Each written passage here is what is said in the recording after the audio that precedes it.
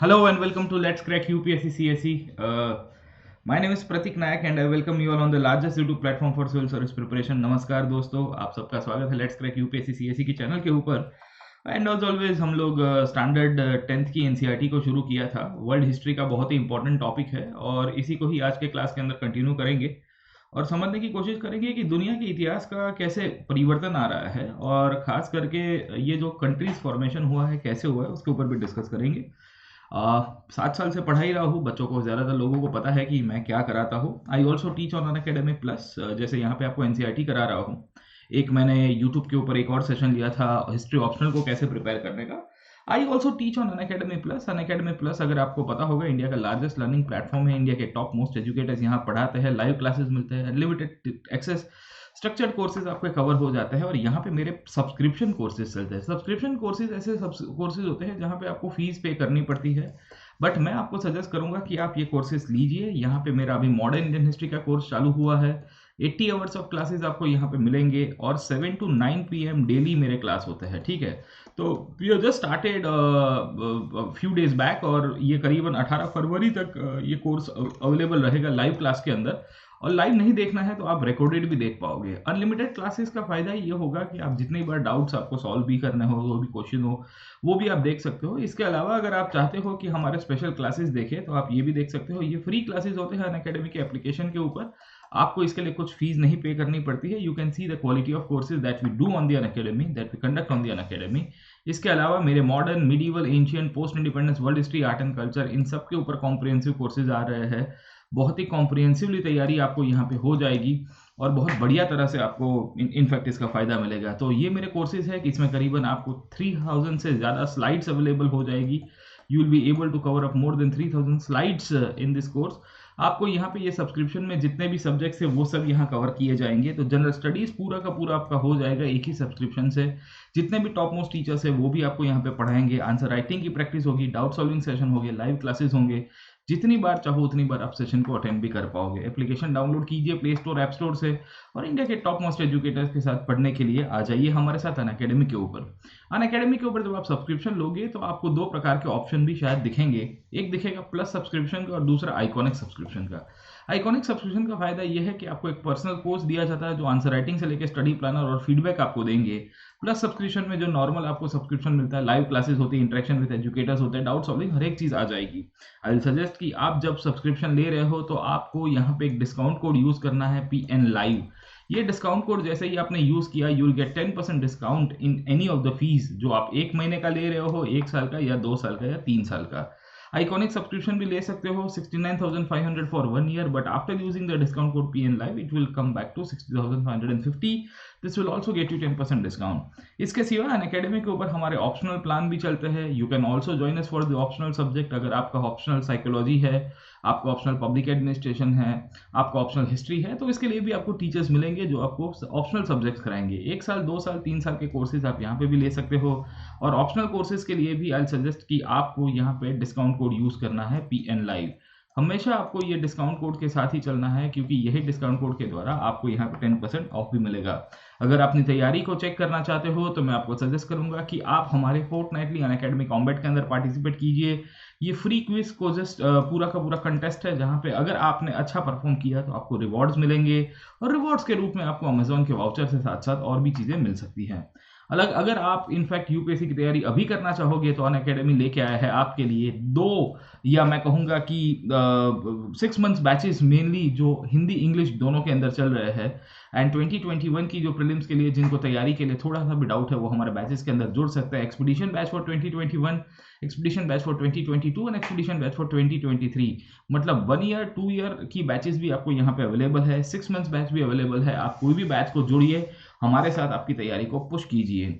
Iconic subscription की fees बढ़ने वाली है। मैं आपको सजेस्ट करूंगा कि अगर आप आइकॉनिक ले रहे हो तो आज ही लीजिए और डिस्काउंट कोड यूज करना ना भूलिएगा, वो है PN live. This will get back to you 10% discount for the same. आगे चलते हैं। हमने स्टैंडर्ड 10th की एनसीईआरटी को शुरू किया था। नेशनलिज्म नाम की जो चिड़िया है उसको समझा था। प्रीवियस क्लास के अंदर मैंने आपको ये बताया था कि ये नेशनलिज्म जो है उसी के कारण रीड्रॉल ऑफ नेशनल बाउंड्रीज हुई। ये रीड्रॉल ऑफ नेशनल बाउंड्रीज एक ऐसा कंसेप्ट है जो आपको GS पेपर 1 के अंदर वर्ल्ड हिस्ट्री का जो टॉपिक है उसके अंदर से पूछा जा सकता है, क्योंकि यहाँ से ही आपके बहुत सारे कंसेप्चुअल क्लैरिटी आती है। पिछले क्लास के अंदर मैंने आपको ये बताया था कि नेशनलिज्म कहाँ से आया है, नेशन बिल्डिंग कैसे हुआ है, साथों साथ ये भी समझाने की कोशिश की थी कि ये जो नेशनलिज्म और नेशन बिल्डिंग है इसके पीछे आइडियोलॉजिकल कंसेप्ट कहाँ से उभर के आया। ठीक है, तो अगर आप में से जो लोग स्टूडेंट्स नए नए जुड़ रहे हो तो इसका आइडियोलॉजिकल अंडरस्टैंडिंग हमने प्रीवियस क्लास के अंदर ले लिया था, और आपको ये भी समझाने की कोशिश की थी कि ये जो राष्ट्रवाद नाम की विचारधारा है ये कहाँ से उभर के आई, ये राष्ट्रवाद नाम की विचारधारा कैसे आगे चलती है। ठीक है, सो इन द प्रीवियस सेशंस अगर आप में से जिन जिन लोगों ने नहीं देखा है तो इसके 2 सेशंस ऑलरेडी हो चुके हैं। आप इसके प्रीवियस लेक्चर्स के साथ लिंक अप करके देखिएगा, क्योंकि this class is a linkage of the previous sessions, है ना। तो मैंने पिछले क्लासेस के अंदर जो पढ़ाया हुआ है उसी का ही लिंकेज और उसी का ही कंटिन्यूएशन आपको यहाँ पे मिलेगा। हमने प्रीवियस क्लास के अंदर नेपोलियन के बारे में देखा था, हमने आपको ये भी बताया था कि नेपोलियन कैसे हार गया, और नेपोलियन के हारने के बाद बेसिकली यूरोप के अंदर एंटी नेशनलिज्म के एक फोर्सेस उभर के आते हैं। एंटी नेशनलिज्म के फोर्सेस क्यों? क्योंकि यूरोप के अंदर जो राजा लोग थे वो नहीं चाहते थे कि यूरोप के अंदर नेशनलिज्म पॉपुलर हो, है ना। तो ये आपके मोनार्की के जो फोर्सेस थे इन्होंने एक मीटिंग बुलाई, और ये जो मीटिंग थी उसी को ही हम लोग क्या कहते हैं, वियना कांग्रेस के रूप में पहचानते हैं, है ना। तो हमने पिछले क्लास के अंदर आपको ये समझाने की कोशिश की थी कि वियना के अंदर एक कांग्रेस की मीटिंग होती है।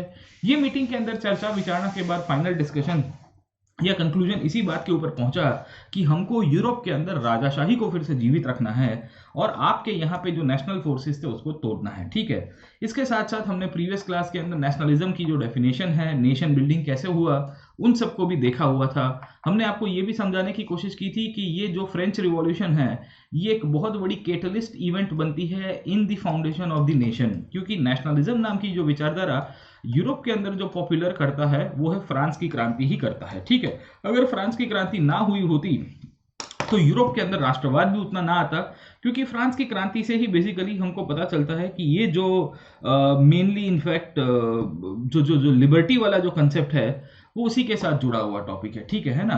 तो मैंने आपको प्रीवियस क्लास के अंदर लिबरल नेशनलिज्म या लिबरल आइडियोलॉजी जो है उसके बारे में थोड़ा बहुत बताया था, और आपको ये भी समझाने की कोशिश की थी कि ये जो लिबरलिज्म जो है वो किस तरह से आगे चढ़ता है। ठीक है, तो French revolution and the idea of nation हमने प्रीवियस सेशन के अंदर देखा था।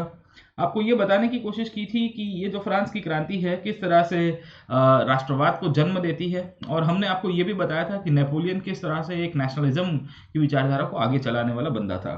अब होता यह है कि नेपोलियन जब हारता है, when the Napoleon loses in Europe, ठीक है ना, नेपोलियन जब यूरोप के अंदर 1815 के अंदर हारेगा तो यूरोप के जितने भी राजा लोग थे उन्होंने 1815 के बाद डिसाइड किया कि हम लोग एक फिर से कंजर्वेटिव वे ऑफ लाइफ जो है, कंजर्वेटिव पॉलिटिक्स है, उसको जन्म देंगे। अब कंजर्वेटिव पॉलिटिक्स का मतलब क्या था, तो जिसे हम लोग ओल्ड ऑर्डर के रूप में पहचानते हैं। आप में से जो भी स्टूडेंट्स प्रीवियस क्लासेस को देख के आए उनको मैंने बताया था कि नेशनलिज्म एक ऐसी विचारधारा है जो न्यू ऑर्डर के साथ जुड़ी हुई है, क्योंकि ये नई विचारधारा है जो कहती है कि पब्लिक के हाथ में सत्ता होनी चाहिए, the people should be sovereign. Conservative politics का आइडिया ये था कि भाई हम लोग को जो पुरानी शासन पद्धति है उसकी तरफ लेके जाना है। तो होता यह है कि यूरोप के अंदर जो न्यू मिडिल क्लास उभर के आ रहा था, जिसने नेशनलिज्म को सबसे ज्यादा सपोर्ट करने की सोची थी, उन सबको तोड़ने के लिए 1815 के अंदर जब वियना कांग्रेस होती है, ये वियना कांग्रेस ने पूरी तरह से नेशनलिज्म के अगेंस्ट में इनफैक्ट अपने डिसीजन लेने की शुरुआत की। समझे आप लोग? ठीक है, तो आपको ये पूरा का पूरा आइडियोलॉजिकल डायमेंशन क्लियर होना चाहिए कि वियना कांग्रेस एक ऐसी संस्था के रूप में थी जो राष्ट्रवाद का विरोध करने के लिए उभर के आई थी, जिसने जो पूरी की पूरी तरह की जो सिस्टम बनाई है, वियना सिस्टम जिसे हम लोग पहचानते हैं, ये सिस्टम पूरी तरह से कंजर्वेटिज्म है। और इसके लिए एनसीईआरटी का जो पॉइंट नंबर 2.3 है, अगर आप किताब के अंदर देखोगे, वो यही बताता है कि भाई यूरोप में एक साइड के ऊपर नेशनलिज्म को सपोर्ट करने वाले मिडिल क्लास से लेके बहुत सारे लोग उभर के आएंगे, पर दूसरी साइड के ऊपर जब हम लोग समझने की कोशिश करते हैं तो यूरोप के अंदर जो राजाशाही के लोग थे जिन्होंने नेपोलियन को हरा दिया, कब हराया था? बैटरलू की लड़ाई के अंदर, वाटरलू की लड़ाई के अंदर।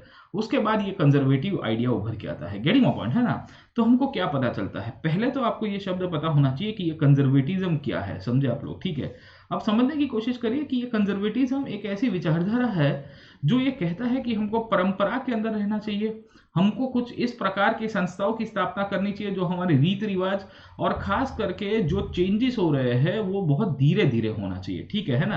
तो हम कोई व्यक्ति को कहते हैं कि ये व्यक्ति अपनी विचारधारा के अंदर कंजर्वेटिव है। कंजर्वेटिव का मतलब ये है कि he wants to follow the condition that is currently going on. He does not want immediate changes. He does not want the changes to happen in a very quick way. जीवन के अंदर परिवर्तन रातों रात नहीं आने चाहिए, ये कंजर्वेटिज्म का मानना है, क्योंकि कंजर्वेटिव आइडियोलॉजी एक ऐसी इसी पर्सपेक्टिव के अंदर मानते हैं ना साहब। आप समझने की कोशिश करिए, हम जब कोई इंडिविजुअल को कहते हैं कि ये बंदा कंजर्वेटिव है, ठीक है, हम किसी को कंजर्वेटिव कहते हैं, तो कंजर्वेटिव विचार जो होते हैं वो कंजर्वेटिव विचार ओवरऑल अगर आप देखिएगा तो उसकी एक्शंस के अंदर भी आएंगे कि नहीं आएंगे, ठीक है। सो वी विल फाइंड कि the idea of conservatism will be reflected in the actions of an individual. व्यक्ति के जो एक्शंस होंगे, व्यक्ति के जो भी कार्य होंगे, उसके अंदर भी कहीं ना कहीं आपको दिखेंगे साहब। तो ये कंजर्वेटिव आइडिया जो है ये कहाँ से आया, from where does we get the conservative idea, ठीक है। तो यूरोप के अंदर सिचुएशन ऐसी हो रही थी कि वहां जो मोनार्की के सपोर्टर्स थे और मोनार्की को प्लस करने वाले जो लोग थे, वो सबके सबको हम लोग कंजर्वेटिव्स कहते हैं। क्यों कहते हैं कंजर्वेटिव्स? क्योंकि वो नहीं चाहते थे कि पीपल के हाथ में सत्ता हो। मोनार्की हमेशा ये कहती है कि the power should be in the king साहब, ठीक है ना, तो राजा के हाथ में होना चाहिए।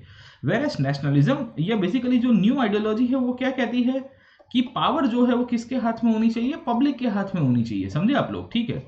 तो ये जो पावर स्ट्रगल है, इसी के अंदर आपके यूरोप के अंदर जब हमने देखता है कि जब 1815 के अंदर नेपोलियन हार जाता है, कब हार जाता है, 1815 के अंदर नेपोलियन हारेगा, वाटरलू की लड़ाई के अंदर नेपोलियन हार जाएगा।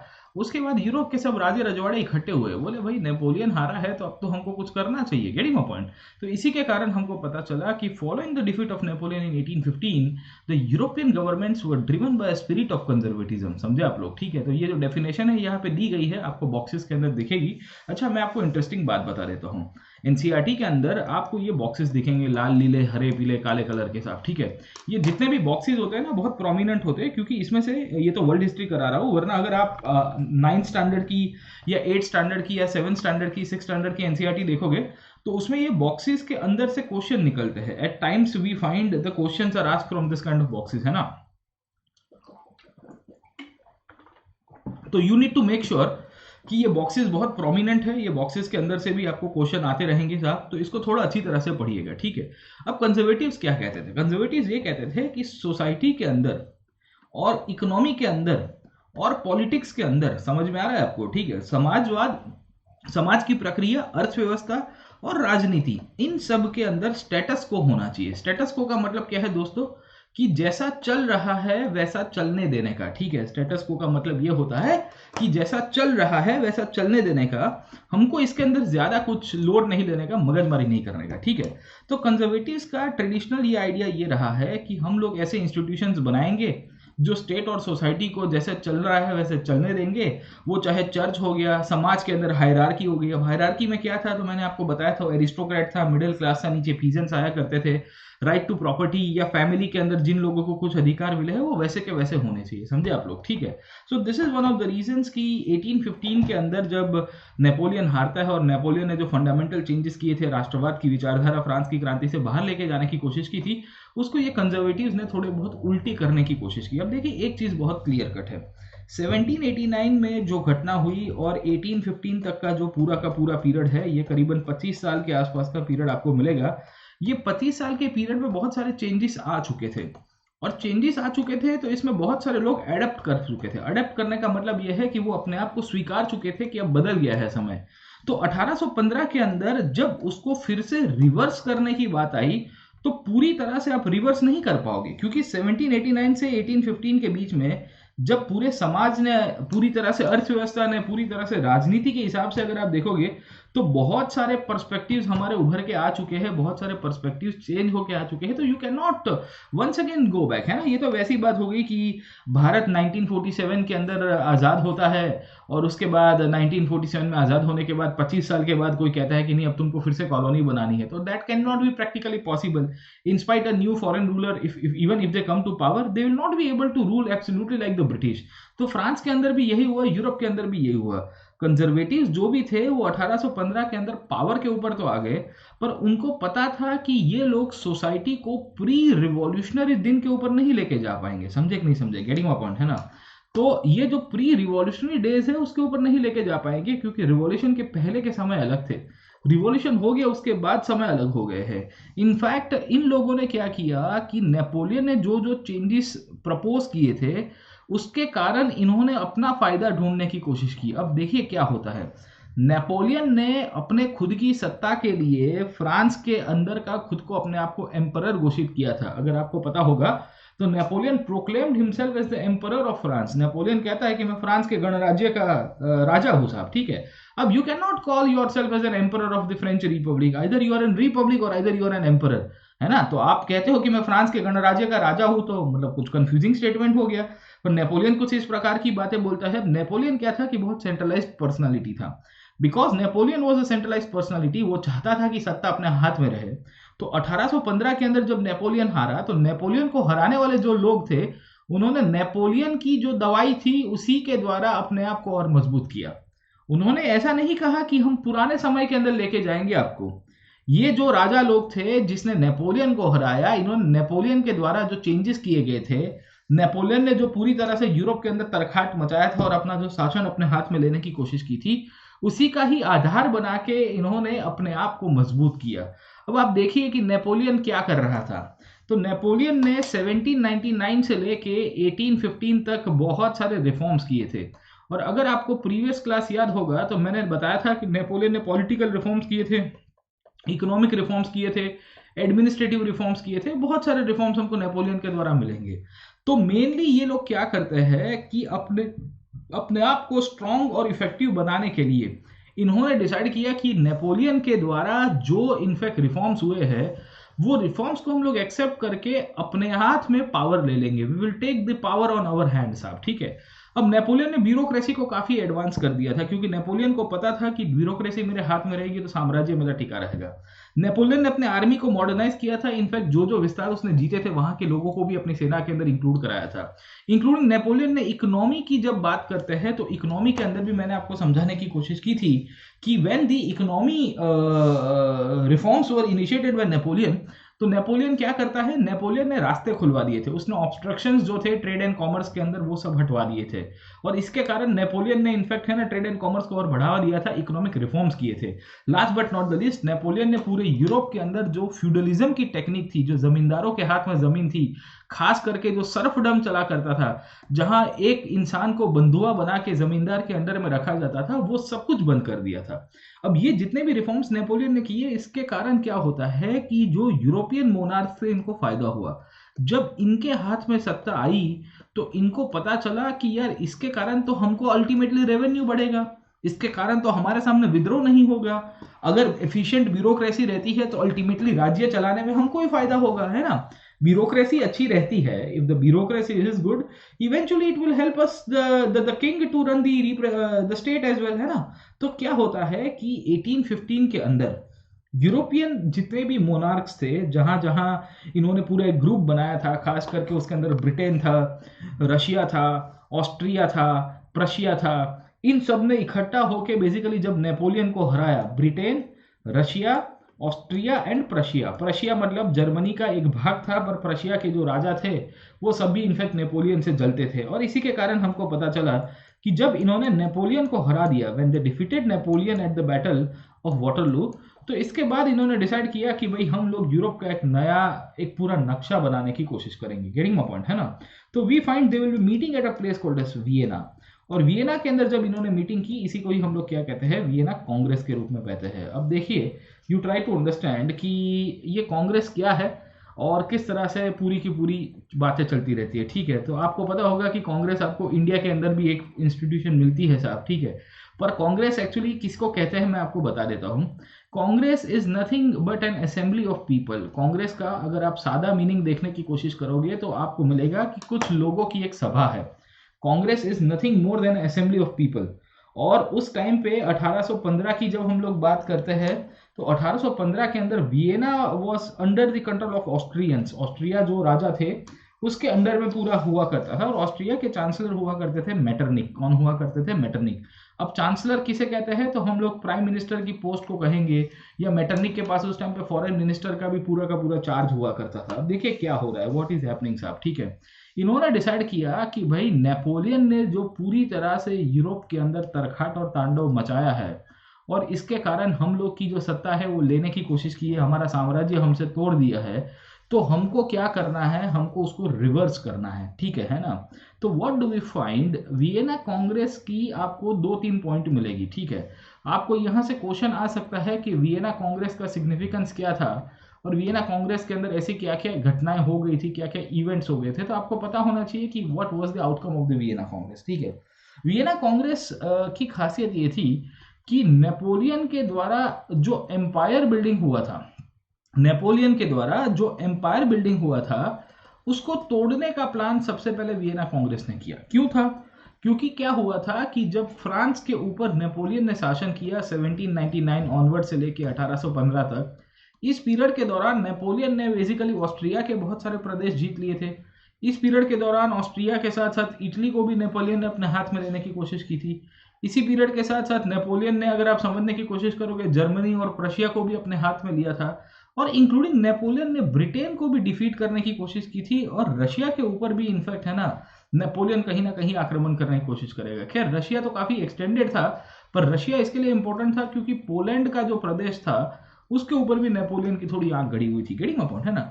ब्रिटेन की कहानी यह है कि नेपोलियन ने ब्रिटेन को पूरी तरह से लॉक करने की कोशिश की थी। लॉक करने का मतलब क्या है कि नेपोलियन चाहता था कि ब्रिटेन को पूरे यूरोप के अंदर एंट्री ना मिले, और इसके लिए नेपोलियन ने क्या किया था कि यहाँ पे आपका जो इंग्लैंड है, if you can C over here, ये इंग्लैंड है, ये इंग्लैंड की कोई भी बोट यहाँ पूरी तरह से जो यूरोपियन कोस्ट है, खास करके यूरोप का समुद्र किनारा है, वहां पे ना एंट्री कर पाए, उसके लिए उसने काम किया था।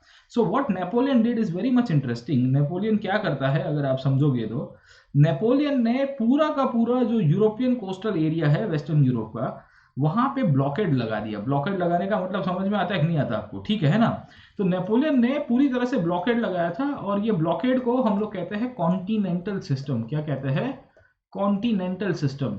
ये जो कॉन्टिनेंटल सिस्टम थी, इसके द्वारा Napoleon tried to break away the entry of Europe, I would say Britain into Europe साहब, ठीक है ना। He tried to stop the entry of British into Europe साहब, ठीक है। मतलब ब्रिटेन का कोई भी व्यक्ति या कोई भी व्यापारी इनफैक्ट यूरोप के अंदर सामान ना ले पाए, ये सब नेपोलियन ने किया। तो ब्रिटेन बहुत नाराज था।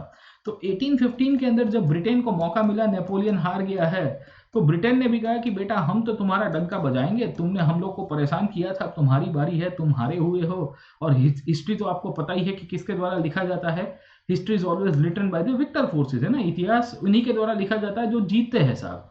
तो यहाँ नेपोलियन और बेसिकली आपके जो यूरोप के राजा लोग थे वो सब इकट्ठे हुए, और उन्होंने डिसाइड किया कि भाई जहां जहां नेपोलियन ने तरखाट मचा उसको रिवर्स करना है, ठीक है। तो Vienna Congress was nothing but the reverser of the many political things that were changed during the period of Napoleon. समझे आप लोग, ठीक है। अब आप समझने की कोशिश करिए। सबसे पहले जो यूरोप के राजा जो थे, यूरोपियन मोनार्क्स, या बेसिकली मैं आपको कहूंगा वियना कांग्रेस, ये वियना कांग्रेस को किस चीज का सबसे बड़ा डर था? Vienna Congress was anti, I would से, नेशनलिज्म, क्योंकि वो नहीं चाहता था कि भाई राष्ट्रवाद चले।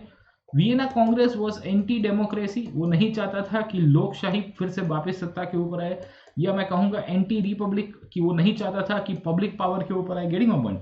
वियना कांग्रेस इवेंचुअली वांटेड कि फ्रांस जो है एक कमजोर राज्य के रूप में रहे, और इनफैक्ट फ्रांस के अंदर कोई पावर के ऊपर आए तो पब्लिक सत्ता के ऊपर नहीं आनी चाहिए, मोनार्की वहां पे रहनी चाहिए। गेटिंग माय पॉइंट, है ना।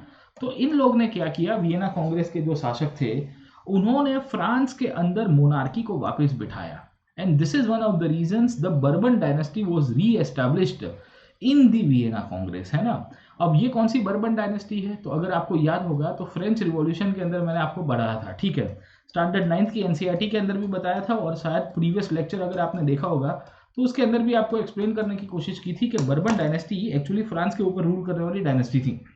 और ये जो बर्बन डायनेस्टी के जो राजा लोग थे, इनमें से सबसे आखिर के राजा थे, उनका नाम था लुई 16। क्या नाम था? लुई 16। ये जो लुई 16 थे, इनको बेसिकली हटा दिया जाता है आफ्टर द फ्रेंच रिवॉल्यूशन, और फिर उनको मार दिया जाएगा। He was killed by his own people साहब, ठीक है ना। 1792 तक आते आते जैकोबिन्स इनको खत्म कर देते हैं। तो ये जो बर्बन डायनेस्टी थी, ये बर्बन डायनेस्टी को इन्होंने रिस्टोर किया। रिस्टोर करने का मतलब क्या है साहब, कि इनको फिर से सत्ता के ऊपर लाया गया। दूसरा, नेपोलियन ने एक बहुत बड़ा एम्पायर बना था। क्या बनाया था साहब? नेपोलियनिक एम्पायर, जिसे हम लोग कहते हैं साहब, ठीक है ना। तो ये जो नेपोलियनिक एम्पायर जो बनता है उस टाइम के ऊपर, उसको तोड़ने की भी साजिश की जाती है। गेटिंग माय पॉइंट, है ना? So we find the France lost the territories it annexed under Napoleon. Vienna congress ने क्या किया कि फ्रांस ने जो भी साम्राज्य बनाया था, मतलब फ्रांस ने, मतलब किसने बनाया था साहब? नेपोलियन ने बनाया था। वो साम्राज्य वियना कांग्रेस ने तोड़ दिया और कहा कि बेटा ये तो तुमने छीन के लिया था, तुमने हमारे रजवाड़ों से, हमारे जो यूरोप के और भी किंग्स हैं उनके साथ फाइट करके तुमने ये जो एम्पायर बनाया है वो तो हम वापस ले लेंगे। Getting my point? And this is one of the reasons we find कि फ्रांस को पूरी तरह से टेरिटोरियली वीक किया गया। क्या किया गया? फ्रांस को पूरी तरह से टेरिटोरियली वीक किया गया। बहुत ही इंपॉर्टेंट टॉपिक मैं बता रहा हूं आपको कि कैसे टेरिटोरियल उसकी वीकनेसेस को हाईलाइट किया गया और फ्रांस को बोला गया कि भाई तुम कमजोर ही रहना, और फ्रांस अगर फिर से मजबूत होने की कोशिश करेगा तो फ्रांस के आजू बाजू में ऐसे राज्यों को क्रिएट किया गया जो फ्यूचर के अंदर फ्रांस के एक्सपांशन को प्रिवेंट करेंगे। समझे कि नहीं समझे, है ना? ये बहुत इंपॉर्टेंट पॉइंट है। क्या किया कि जैसे ये फ्रांस है, फ्रांस के आजू बाजू में जर्मनी, प्रशिया आदि इत्यादि, ऑस्ट्रिया, इन सब ने अपने किंगडम्स को एक्सपांड कर दिया और डिसाइड किया गया कि भाई फ्रांस को कभी भी इनफैक्ट, है ना, अपना टेरिटोरियल एक्सपांशन करने का मौका नहीं देना चाहिए, क्योंकि फ्रांस जब अपना साम्राज्य विस्तरण करने की कोशिश करता है तब तक यूरोप के अंदर शांति दोहरा जाती है। यूरोप के अंदर जो पीस है, जो थोड़ी बहुत अभी तक शांति है, वो पूरी तरह से डिस्टर्ब हो जाती है। Getting a point?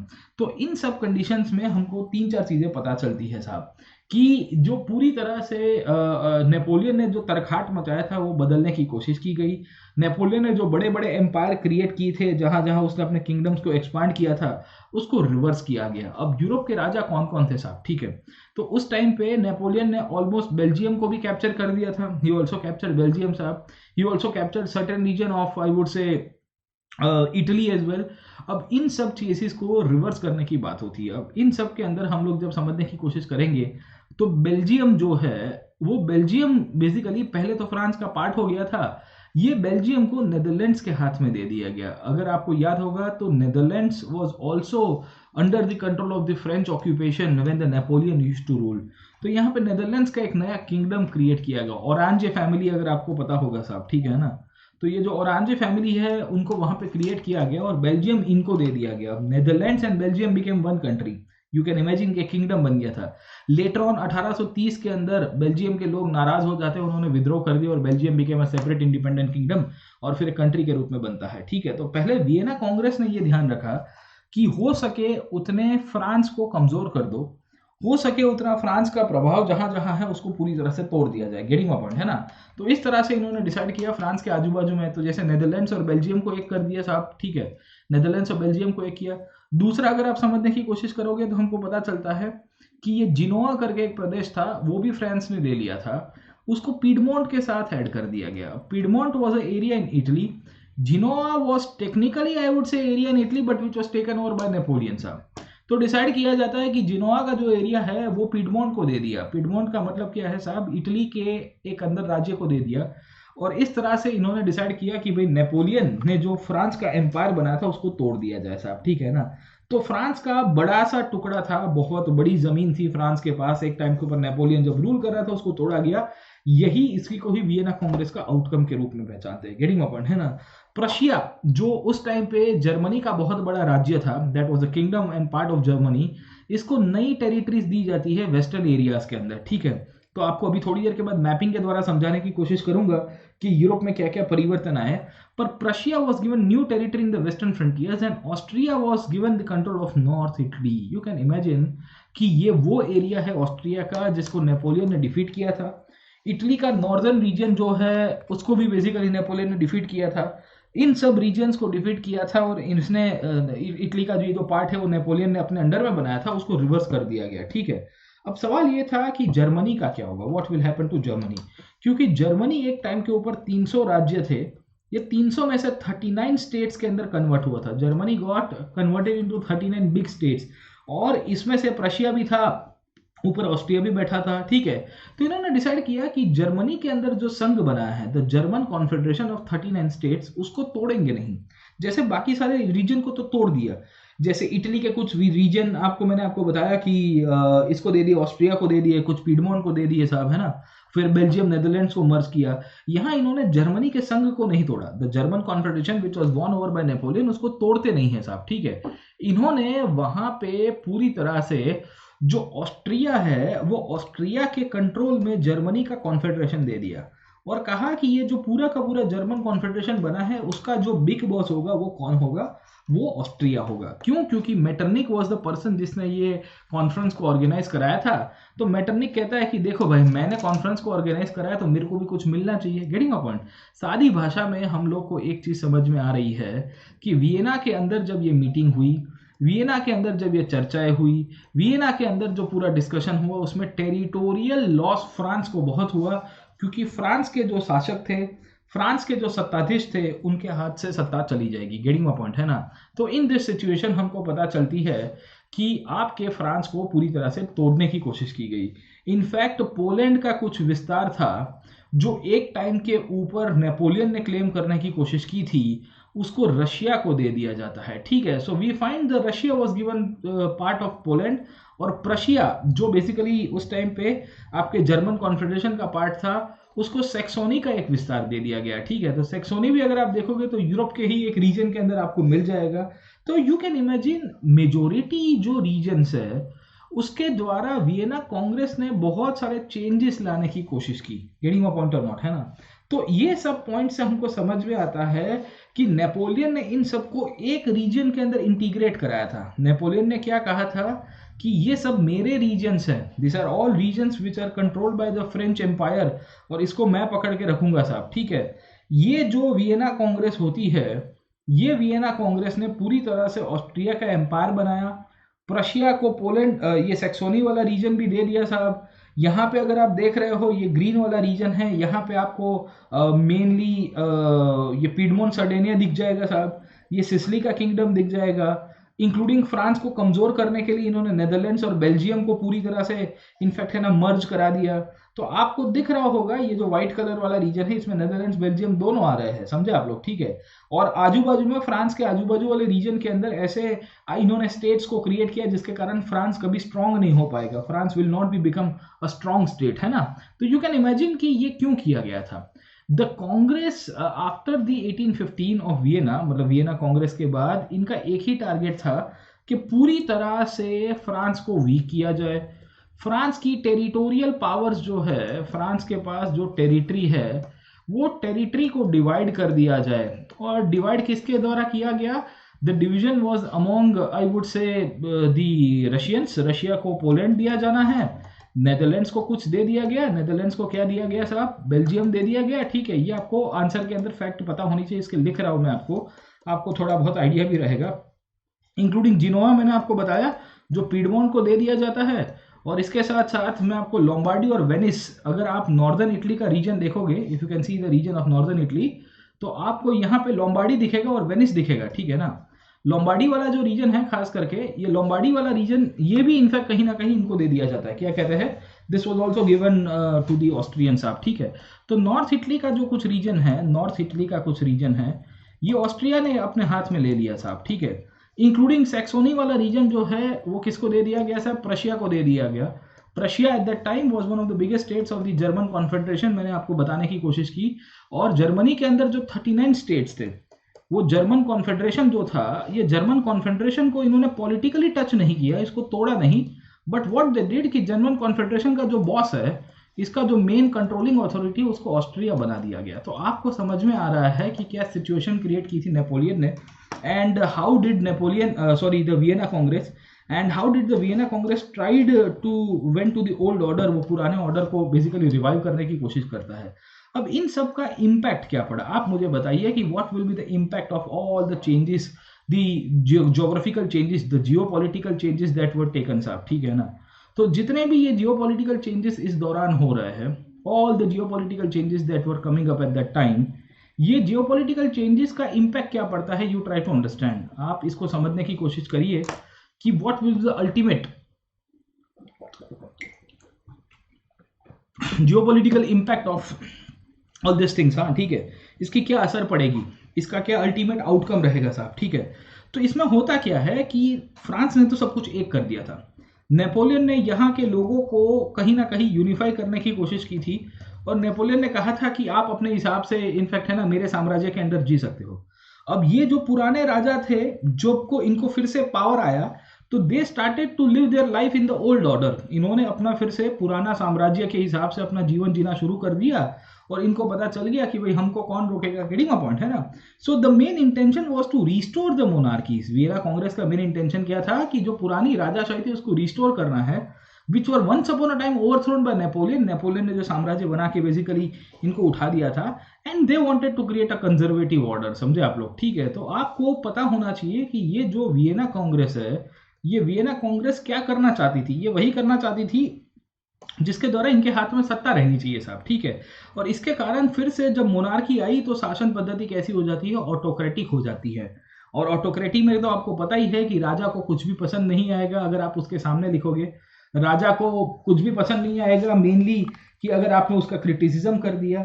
And this is one of the reasons we find कि जब नेपोलियन थोड़ा टाइम तक पावर में था या फ्रांस की क्रांति हुई, तो जो थोड़ी बहुत लिबर्टी लोगों को मिली थी वो वियना कांग्रेस ने खत्म कर दी, ठीक है। And this is one of the reasons when the new government came to power, the conservative government came to power, when the monarchies were once again established in Europe after the year 1815, इन्होंने criticism और decent को नहीं स्वीकारा। इन्होंने कहा कि भाई अगर आपने हमारी क्रिटिसिज्म की, अगर आपने हमारे सामने कुछ बोलने की कोशिश की, आपकी पिटाई कर देंगे साहब, ठीक है। So anyone who question the legitimacy of the autocratic government were punished. Any व्यक्ति, कोई भी इंसान अगर वो राजाशाही को क्रिटिसाइज करेगा, अगर कोई भी व्यक्ति जो यूरोप के अंदर जो चेंजेस हो रहे थे, खास करके पॉलिटिकल चेंजेस हो रहे थे, उसको क्रिटिसाइज करने की कोशिश करेगा, तो उसकी पिटाई बहुत लाजमी है। उसको बोल दिया जाता है कि भाई तुम आज के बाद इनफैक्ट है ना तुमको डायरेक्टली जेल में डाल दिया जाएगा। गेटिंग अ पॉइंट, है ना।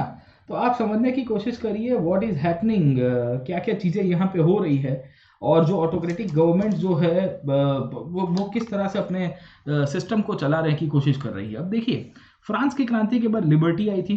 फ्रांस के क्रांति के कारण हमको क्या मिल रहा है, थोड़ा बहुत फ्रीडम ऑफ प्रेस भी मिल रहा है, प्रेस के अंदर फ्रीडम मिल रहा है, लोग अपने आप को एक्सप्रेस करने की कोशिश कर रहे हैं। They are trying to write different things, they are trying to make movies, they are trying to play music. बहुत सारी फ्रांस की क्रांति के जो सिंबल्स है ना, the symbols of the French revolutions, उसके ऊपर भी लोग अपने विचार व्यक्त कर सकते थे, और बहुत सारी चीजें हो रही है। होता क्या है कि 1815 के बाद जो यूरोप के अंदर फिर से चेंजेस आए, इसके कारण पता चलता है कि जो नए राजा लोग आते हैं, इन्होंने सेंसरशिप इंपोज करना शुरू कर दिया। सेंसरशिप, अगर आपको पता होगा कि आप कुछ भी चीज इनफैक्ट है ना सिस्टम के अगेंस्ट में नहीं रह सकते हो। जैसे भारत के अंदर जब अंग्रेज रूल किया करते थे, when the British were ruling over India, even the British impose censorship on the press and multiple things. इसी के कारण हमारे बहुत सारे नेशनल मूवमेंट के जो लीडर्स हैं उनको फिर जेल में डालना पड़ता है। If you are able to recall, अगर आपको थोड़ा बहुत याद होगा, तो नेशनल मूवमेंट के बहुत सारे लीडर्स हमारे जेल में जाते हैं। यहाँ पे भी यही होता है कि 1815 के बाद न्यूज़पेपर हो गई, बुक्स हो गई, प्लेस हो गए, नाटक हो गए, गाने हो गए, जहां जहां लिबर्टी और फ्रीडम की बात हो रही है, जहां जहां फ्रांस की क्रांति की बात हो रही है, उन सब के ऊपर सेंसरशिप आ जाएगी। You can not publish anything, and the moment you will try to publish or portray anything related to French Revolution or anything which is based on the liberty, idea of liberty, there is every possibility आपको punish किया जाएगा साहब, ठीक है। तो ये situation France के अंदर हो जाती है। फ्रांस के क्रांति के द्वारा जो बड़े बड़े आइडियल्स उस टाइम पे इनफैक्ट है ना प्रोपोगेट किए गए थे, वहां पे हमको पता चलता है कि लोगों को बंद कराने की कोशिश की गई।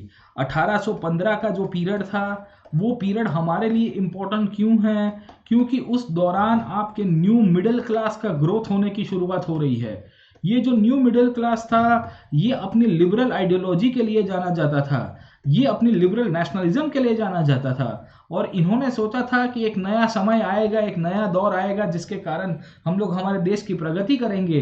पर हुआ ऐसा कि 1815 में हालात बदल गए, जज्बात बदल गए, है ना। रातों रात आपकी जो सिस्टम थी वो चेंज हो जाती है, क्योंकि थोड़ी बहुत डेमोक्रेसी की जो आपको मज़ा होने या जीवन का जो मज़ा आने की शुरुआत हुई थी, वो ऑटोक्रेसी ने आके फिर से ख़त्म कर दी। समझे आप लोग, ठीक है। So we find the liberal naturalist उस टाइम पे हुआ करते थे, उन सबको कहीं ना कहीं फ्रीडम ऑफ प्रेस के द्वारा उनको जो लिबर्टी मिली थी वो खत्म हो जाती है, और इसके कारण आपको ये इंटरेस्टिंग फोटोग्राफ या कार्टून आपको यहाँ पे दिखेगा, ठीक है। तो if you can C over here, अगर आप एनसीईआरटी के अंदर अगर आप देखोगे तो लोगों ने मास्क पहने हुए हैं। आजकल हम भी पहनते हैं, आपने देखा ही होगा साहब, ठीक है, अभी जमाना मास्क का ही आ गया है। इन्होंने भी मास्क पहने पर नाक को नहीं ढका है, इन्होंने अपने मुंह को ढक दिया है, ठीक है। So they have covered up their mouth particularly, और माउथ को कवर करने का इंटेंशन इनका यही है कि भाई देखिए हमारी बोलती बंद करा दी है हमारे राजा ने, because our king does not likes कि हम लोग फ्रीडम ऑफ प्रेस के रूप में उनको क्रिटिसिज्म कर पाए, उनके ऑर्डर्स को हम लोग क्रिटिसाइज कर पाए। सो this is one of the reasons कि 1820 के अंदर ये पेंटिंग पब्लिश हुआ था, और काफ़ी नोटोरियसली उस टाइम की जो पॉलिटिकल कंडीशन है उसको दर्शाता है कि कैसे लिबर्टी के नाम के ऊपर लोगों की जो है वो सत्ता थी जो बोलने की, वो खत्म कर दी जाती है, समझे आप लोग, ठीक है। तो एक क्लब बनता है यूरोप के अंदर, ये फोटोग्राफ की डिटेल दी गई एनसीईआरटी के अंदर, जिसका नाम है द क्लब ऑफ थिंकर्स, अगर आप देख रहे हो यहाँ पे, ठीक है। और क्लब ऑफ थिंकर्स के अंदर if you can C over here, यहाँ पे आपको फ्रेंच लैंग्वेज के अंदर कुछ एक इंस्क्रिप्शन दिख रहा है, you can C over here, यहाँ पे आपको एक इंस्क्रिप्शन दिख रहा है। ये इंस्क्रिप्शन क्या कहता है? The most important question of today's meeting, how long will thinking be allowed to us, ठीक है ना। आज की मीटिंग का सबसे पहला और सबसे महत्व का प्रश्न ये है कि हमको सोचने की जो आज़ादी है वो कब तक रहेगी। अरे भाई, सोचने की आज़ादी तो जन्मजात है, आदमी जिंदा होता है तब से इनफैक्ट सोचने की शुरुआत करता है। छोटे बच्चे भी सोचते हैं, बड़े होके तो इंसान और सोचते हैं कि मैं कौन हूँ, मैं कहाँ हूँ, मैं क्यों यूपीएससी की तैयारी कर रहा हूँ, जीवन में ऐसा तो क्या हमने कर्म कर लिया था कि हमारे मन के अंदर, और हमारे कोई पहचान में से या किसी रिश्तेदार ने कह दिया कि बेटा यूपीएससी की तैयारी कर दो, है ना। ये सोचना तो आता ही रहता है। फ्रांस के अंदर लिखना तो अलाउड नहीं था, फ्रांस के अंदर बोलना तो अलाउड नहीं था। लोग ये इनफैक्ट कटाक्ष कर रहे हैं, एक प्रकार का सार्केज्म दिखा रहे हैं कि हो सकता है कि राजा हमारा सोचना भी बंद करा दे साहब, ठीक है। Can thinking be stopped? क्या किसी को स्टॉप करा सकते हो? Can you stop the thinking of a person? Not practically possible साहब। मुझे नहीं लगता है कि आप लोगों का सोचना बंद करा पाओगे, ठीक है। It is not practically possible कि आप किसी का सोचना बंद, ये कैसे हो सकता है साहब, ठीक है ना। But what ever may be the case, आपको दो तीन चीजें यहाँ से समझ में आ रही है कि द फ्रेंच स्टेट उस टाइम पे जो हुआ करता था, फ्रांस का जो राज्य हुआ करता था, वो एक बहुत क्लियर कट पर्सपेक्टिव के अंदर मानता है। और फ्रांस का राज्य उस टाइम पे जो ऑटोक्रेटिक था, ऑटोक्रेसी को कभी भी अपनी क्रिटिसिज्म पसंद नहीं आती है। खैर, उसके सामने लोगों ने अलग अलग प्रकार के एक्सप्रेशन निकाले साहब, ठीक है। The board on the right list rules of the clubs which include, ठीक है, यहाँ पे रूल्स लिखे गए हैं, है ना। यहाँ पे अगर आप देखोगे एक रूल्स लिखे गए, silence is the first commandment of this learner society. क्या कहते हैं कि साइलेंस रखना है वो हमारा सबसे पहला कमांडमेंट है, ठीक है। अब you might be aware about Christianity, उसमें आपको ये 10 कमांडमेंट्स मिलते हैं साहब, ठीक है ना। तो ये कहता है कि भाई सबसे पहला कमांडमेंट जो है वो साइलेंस है। मतलब ये भी सार्केज्म में है, ये भी कटाक्ष के अंदर लिखा गया है, ठीक है ना।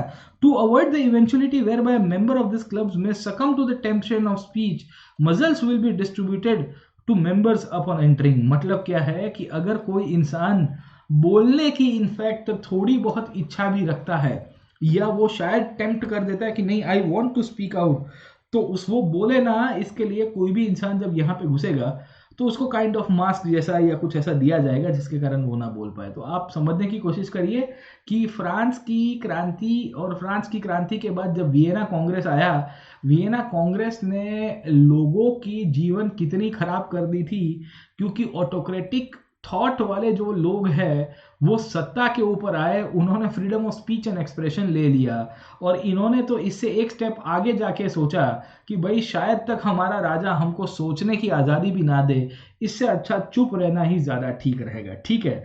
तो यू कैन इमेजिन कि ये पेंटिंग बहुत सारी चीज़ें सिग्निफाई करता है, ठीक है। दिस पेंटिंग सिग्निफाइज कि what was the process और what was the condition of the people at that time। No doubt इसको सार्केज्म में लेना चाहिए, क्योंकि ये लोग तो बोलेंगे ही साहब, ये लोग तो सोचेंगे ही। आप है ना, व्यक्ति को खत्म कर सकते हो, उसकी सोच को खत्म नहीं कर सकते। You can kill a person, ठीक है, a person will eventually die. हाँ, व्यक्ति तो शायद मर भी जाएगा, 15 20 50 100 साल जिएगा, कितना जिएगा कोई इंसान? 200 300 500 साल तो जीता नहीं है साहब। A person will eventually vanish, but the ideology that was propagated by a person, the ideology that was given by a person, that will survive. वो तो survive करेगी ना सब अल्टीमेटली। तो ये जो थिंकिंग है आप किसी को बंद नहीं करवा सकते। पर ये जो फ्रांस के अंदर के जो वियना कांग्रेस था, वियना कांग्रेस ये लोगों की सोच भी बंद कराने के लिए जुगा था। अब देखिए क्या होता है, ठीक है, मैं आपको बताता हूँ। मैंने आपको अभी तक का जो थीमेटिक पर्सपेक्टिव है वो समझाने के लिए मैंने आपको ये बताया प्रीवियस क्लास में कि 1789 में फ्रांस की क्रांति हुई। ये फ्रांस की क्रांति के कारण नेशनलिज्म नाम की विचारधारा उभर के आई। ये नेशनलिज्म में बेसिकली सबसे ज़्यादा जो आइडियोलॉजिकल रोल प्ले किया है वो है लिबरल नेशनलिज्म, जिसे हम लोग लिबरलिज्म कहते हैं। और इन सब का आधार जो है वो न्यू मिडिल क्लास ने लिया था, जो एक मध्यम वर्ग था, जिसके कारण ये क्रांति और ये सब इनफेक्ट आगे चलता है। 1789 से लेके 1815 तक हमको पता चला कि जब नेपोलियन पावर के ऊपर था तब तक फ्रेंच नेशनलिज्म सबसे पीक के ऊपर गया और नेपोलियन ने राष्ट्रवाद के नाम के ऊपर अपना साम्राज्य भी बना दिया। ठीक है, तो नेपोलियन थोड़ा एड़ा बन के पेड़ा खाता है, वो अलग केस है नेपोलियन का, वो कभी प्लस के ऊपर पढ़ाऊंगा आपको। आप जुड़िए हमारे साथ अनअकैडमी प्लस के कोर्सेज के ऊपर। वर्ल्ड हिस्ट्री का कोर्स आएगा in the next few months and you will be more than happy to attend that class. ठीक है, आपको बहुत मजा आएगी वर्ल्ड हिस्ट्री के अंदर।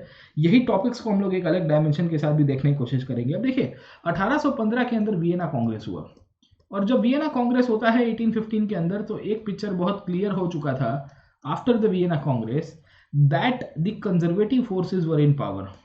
और जब कंजर्वेटिव फोर्सेस पावर के ऊपर आते हैं तो प्रश्न ये था कि यहाँ पे फिर से मोनार्की को सपोर्ट करने वाले लोग भी थे, ऑटोक्रेसी को सपोर्ट करने वाले लोग भी थे, और इसके कारण जो वियना कांग्रेस ने पॉलिटिकल चेंजेस किए थे, जो वियना कांग्रेस के कारण ज्योग्राफिकल चेंजेस हुए थे, पूरे के पूरे कंट्री का एम्पायर इन्होंने बदल दिया था। तो क्या आपको लगता है कि वियना कांग्रेस के द्वारा जो चेंजेस लाए गए थे उसको एक्सेप्ट करेंगे वहां के स्थानिक लोग? Do you think that the people who were living in certain geographical areas of Europe will be accepting the Vienna Congress or they will be rejecting the Vienna Congress? क्योंकि पब्लिक को तो साथ में रहने का मजा आ गया, शुरू हो गया था। नेपोलियन ने सबको इकट्ठा तो किया ही था साहब, अब उसकी जगह इनको फिर से तोड़ा जा रहा था। तो क्या आपको लगता है कि ऑटोक्रेसी को सपोर्ट करने वाले जो लोग थे वो यूरोप के अंदर मिलेंगे, या ये वियना कांग्रेस के अगेंस्ट में खड़े रहने वाले लोग भी मिलेंगे? Getting my point? तो ये जो न्यू मिडिल क्लास था जिसने नेशनलिज्म की विचारधारा दी थी, ये न्यू मिडिल क्लास तो नेशनलिज्म के नाम के ऊपर कंट्रीज तो नहीं बना पाया उतना, पर हमको पता चलता है कि यूरोप में एक और ग्रुप उभर के आया, और ये जो ग्रुप था ये यूथ का ग्रुप था। ये जो ग्रुप था जिसके अंदर बहुत एनर्जी थी, और ये जो ग्रुप था वो एंग्री यंग मैन का ग्रुप था। ये एंग्री यंग मैन का जो ग्रुप था ये बहुत क्लियर कट कहता है कि we will not accept the autocratic forces to rule upon us. We want that the power should be given one more time to the people of that area and not some king who is not even local to us, not some king who is not allowing us to speak, not some king who is not allowing us to represent our people in the form of the government, and he is giving back once again the privileges that was given in the old order. होता भी यही है साहब, होता भी यही है, याद रखेगा। ये जो क्रांतिकारी लोग हैं, जो युवाओं का वर्ग है, वो यूरोप के अंदर उभर के आया। भारत में भी हुआ था कि नहीं हुआ था? Even in Indian national movement same thing happened. Bharat की आजादी के आंदोलन के अंदर अगर आप देखोगे तो आपको पता चलता है कि 1900s के आसपास का पीरियड है, 1905 के आसपास का पीरियड मैं कहूँगा। इंडिया की बात कर देता हूँ थोड़ा बहुत। इंडिया में 1905 के आसपास का पीरियड है। कांग्रेस के अंदर एक समय का ग्रुप था जिसका नाम था मॉडरेट्स, और दूसरा आपको एक्सट्रीमिस्ट मिलेंगे साहब। ये मॉडरेट्स और एक्सट्रीमिस्ट उस टाइम पे जब कांग्रेस के अंदर इनफैक्ट है ना कॉन्फ्लिक्ट के ऊपर आ रहे थे, इनसे कुछ हो नहीं रहा था नेशनलिज्म के नाम के ऊपर। तो हमको पता चलता है क्या हुआ साहब, रिवॉल्यूशनरीज उभर के आए, और ये रिवॉल्यूशनरीज ने कहा एक्टो नौ चाल बे, हम इसका जवाब देंगे। क्रांतिकारी संगठन उभर के आए कि नहीं आए साहब? रास बिहारी बोस के साथ साथ अगर आप समझने की कोशिश करोगे तो आपको एक और नाम दिखेगा इतिहास के अंदर, Khudiram Bose, Lala Hardayal, you see multiple people, Prafulla Chaki. ये वो लोग थे जिन्होंने क्रांति के रास्ते भारत को आजादी दिलाने की कोशिश की। This were the persons who tried to give independence to India via revolution साहब। यूरोप में यही घटना 1900 या 1800 के आसपास से शुरू हो गई है। By the early 1820s, the European people realized कि monarchy cannot rule over us for a long period. If the nationalism cannot come via the democratic forces, अगर राष्ट्रवाद डेमोक्रेसी के द्वारा नहीं आ सकता है, चेंजेस के द्वारा नहीं आ सकता है, तो राष्ट्रवाद हम लेके आएंगे, हम हमारा खुद का घर बनाएंगे। और कैसे बनाएंगे घर? क्रांति के रास्ते। We will bring the revolution via a coup. We will try to defeat the monarch and we'll make sure कि हमारा देश हमारा खुद का हो, हमारे हाथ में सत्ता आनी चाहिए। ये रिवॉल्यूशनरीज जो थे 1815 के बाद उभर के आए। अब क्यों 1815 के बाद ही आए? Why the nationalist people wanted to do the revolution after 1815? क्योंकि 1815 के बाद रिप्रेशन होने की शुरुआत हुई। 1815 के बाद क्या होता है, पूरी तरह से जो ऑटोक्रेटिक फोर्सेस थे, जो मोनार्की के सपोर्ट करने वाले फोर्सेस थे, उन सब ने बेसिकली बहुत सारे लोगों को मारा, उन सबको पीटा। इनमें से जो गिने चुने लोग बाकी रह गए वो सब के सब अंडरग्राउंड हो गए कि भाई अपन बाहर नहीं रहेंगे। अपन बाहर रहे तो भाई सरकार आके पिटाई कर देती है, राजा अपनी पुलिस भेजता है, आर्मी भेजता है। It's better to fight against the monarchy, it's better to take on them. उसको हम लोग है ना सामने सामने लेंगे साहब, ऐसा थोड़ी चलेगा। और ये कंडीशन में क्या होता है कि यूरोप में बहुत सारी जगह के ऊपर सीक्रेट सोसाइटीज बनने की शुरुआत होती है। ये सीक्रेट सोसाइटीज यूरोप के अंदर अलग अलग जो कंट्रीज थे, अलग अलग किंगडम्स थे, जहां पे राजाशाही को फिर से रिवाइव किया गया था, वहां पे क्रांतिकारियों को ट्रेनिंग देने के लिए बनती है साहब। ये सीक्रेट सोसाइटीज का आइडिया ही ये था कि अपने जो विचार है वो लिटरेचर के द्वारा और अलग अलग माध्यमों के द्वारा पब्लिक तक पहुंचाया जाए और पब्लिक को बोला जाए कि हम कुछ तूफानी करना चाहते हैं। भगत सिंह एक ऐसे ऑर्गेनाइजेशन के साथ तो जुड़े हुए थे। पंजाब नौजवान सभा, जब हम लोग उनको पहचानते हैं तो पता चलता है कि he also wanted to bring revolution. इंकलाब जिंदाबाद का जब कोई नारा देता है, इंकलाब जिंदाबाद का मतलब क्या होता है? रिवॉल्यूशन तो होता है इंकलाब का मतलब। तो ये जो इंकलाब का पूरा जो पर्सपेक्टिव था वो इसी के साथ जुड़ा हुआ है। सो वी फाइंड कि ये जो रिवॉल्यूशनरी लोग थे, क्रांतिकारी लोग थे, वो क्लियर कट एक चीज के अंदर मानते थे कि मोनार्की को हम सपोर्ट नहीं करेंगे, क्योंकि ये जो वियना कांग्रेस ने मोनार्की को फिर से क्रिएट किया है उसके अगेंस्ट में है। क्यों? क्योंकि मोनार्की और वियना कांग्रेस कभी भी स्वतंत्रता, कोई भी प्रकार की फ्रीडम के साथ नहीं है, पब्लिक का सपोर्ट नहीं करती है। पब्लिक को अपना खुद का कंट्री बनाना है, अपने खुद के हाथ में पावर चाहिए, उसको सपोर्ट नहीं करती है। और इसके लिए जितने भी रिवॉल्यूशनरीज थे, इनका मानना ही था कि जब पब्लिक के हाथ में पावर आएगा, we the people will be establishing their own states, तब जाके बेसिकली हमको आज़ादी मिली कहलाएगी। Then and only then will be consider कि अब हम लोग को फ्रीडम मिल गई है। राजाशाही से कभी सत्ता नहीं आती दोस्त। आधुनिक समय था विश्व इतिहास का। This was one of the most I would से advancing periods of the world history. बहुत सारे चेंजेस हो रहे हैं दुनिया के इतिहास के अंदर। पूरे यूरोप के अंदर ऐसी छोटी छोटी सीक्रेट ऑर्गेनाइजेशंस बन रही है। ऐसी छोटी छोटी सीक्रेट ऑर्गेनाइजेशंस बन रही है और ये ऑर्गेनाइजेशंस का बनाने का इंटेंशन यही है कि मोनार्की को ओवरथ्रो किया जाए, आपकी राजाशाही को उथला दिया जाए, और मोनार्की को ओवरथ्रो करने के बाद, after overthrowing monarchy, we will be establishing our own I would say country for the people of belonging to that region. वो जो विस्तार में जो लोग रह रहे हैं उनके लिए खुद का करना चाहिए। अब ऐसे पूरे यूरोप के अंदर तो ऐसे बहुत सारे सीक्रेट ऑर्गेनाइजेशंस थे। जर्मनी के अंदर भी हुआ करते थे, पोलैंड के अंदर भी हुआ करते थे, ऑस्ट्रिया के अंदर भी हुआ करते थे। खैर ऑस्ट्रिया एकमात्र मतलब जिसने ये पूरी आग लगाई थी मोनार्की की, वहां पे भी हुआ करते थे। फ्रांस के अंदर हुआ करते थे। हमारे लिए सीक्रेट ऑर्गेनाइजेशंस तो बहुत सारे किताबों के अंदर मिलेंगे आपको, पर एग्जाम पर्सपेक्टिव से और बहुत ही इंपॉर्टेंट सीक्रेट ऑर्गेनाइजेशन कोई मिलेगा तो उसका नाम था यंग इटली। क्या नाम था? Young Italy. ये ऑर्गेनाइजेशन का नाम याद रखिएगा। ये ऑर्गेनाइजेशन का नाम इसके लिए इंपॉर्टेंट है क्योंकि इसका जो फाउंडर था या इसके साथ जुड़ी हुई जो प्रोमिनेंट पर्सनालिटी थी उसका नाम था यूसेपी मजीनी। बहुत ही इंपॉर्टेंट नाम है। ये जो मजीनी करके नाम है ये आपको इंडियन नेशनल मूवमेंट के अंदर भी दिखेगा। You will find this name in the Indian national movement as well. मैं आपको मजीनी को क्यों पढ़ा रहा हूं उसके पीछे का कारण भी बता देता हूं। एनसीईआरटी ने भी क्यों मजीनी का नाम डाला है उसके पीछे का कारण एनसीईआरटी को भी पता है।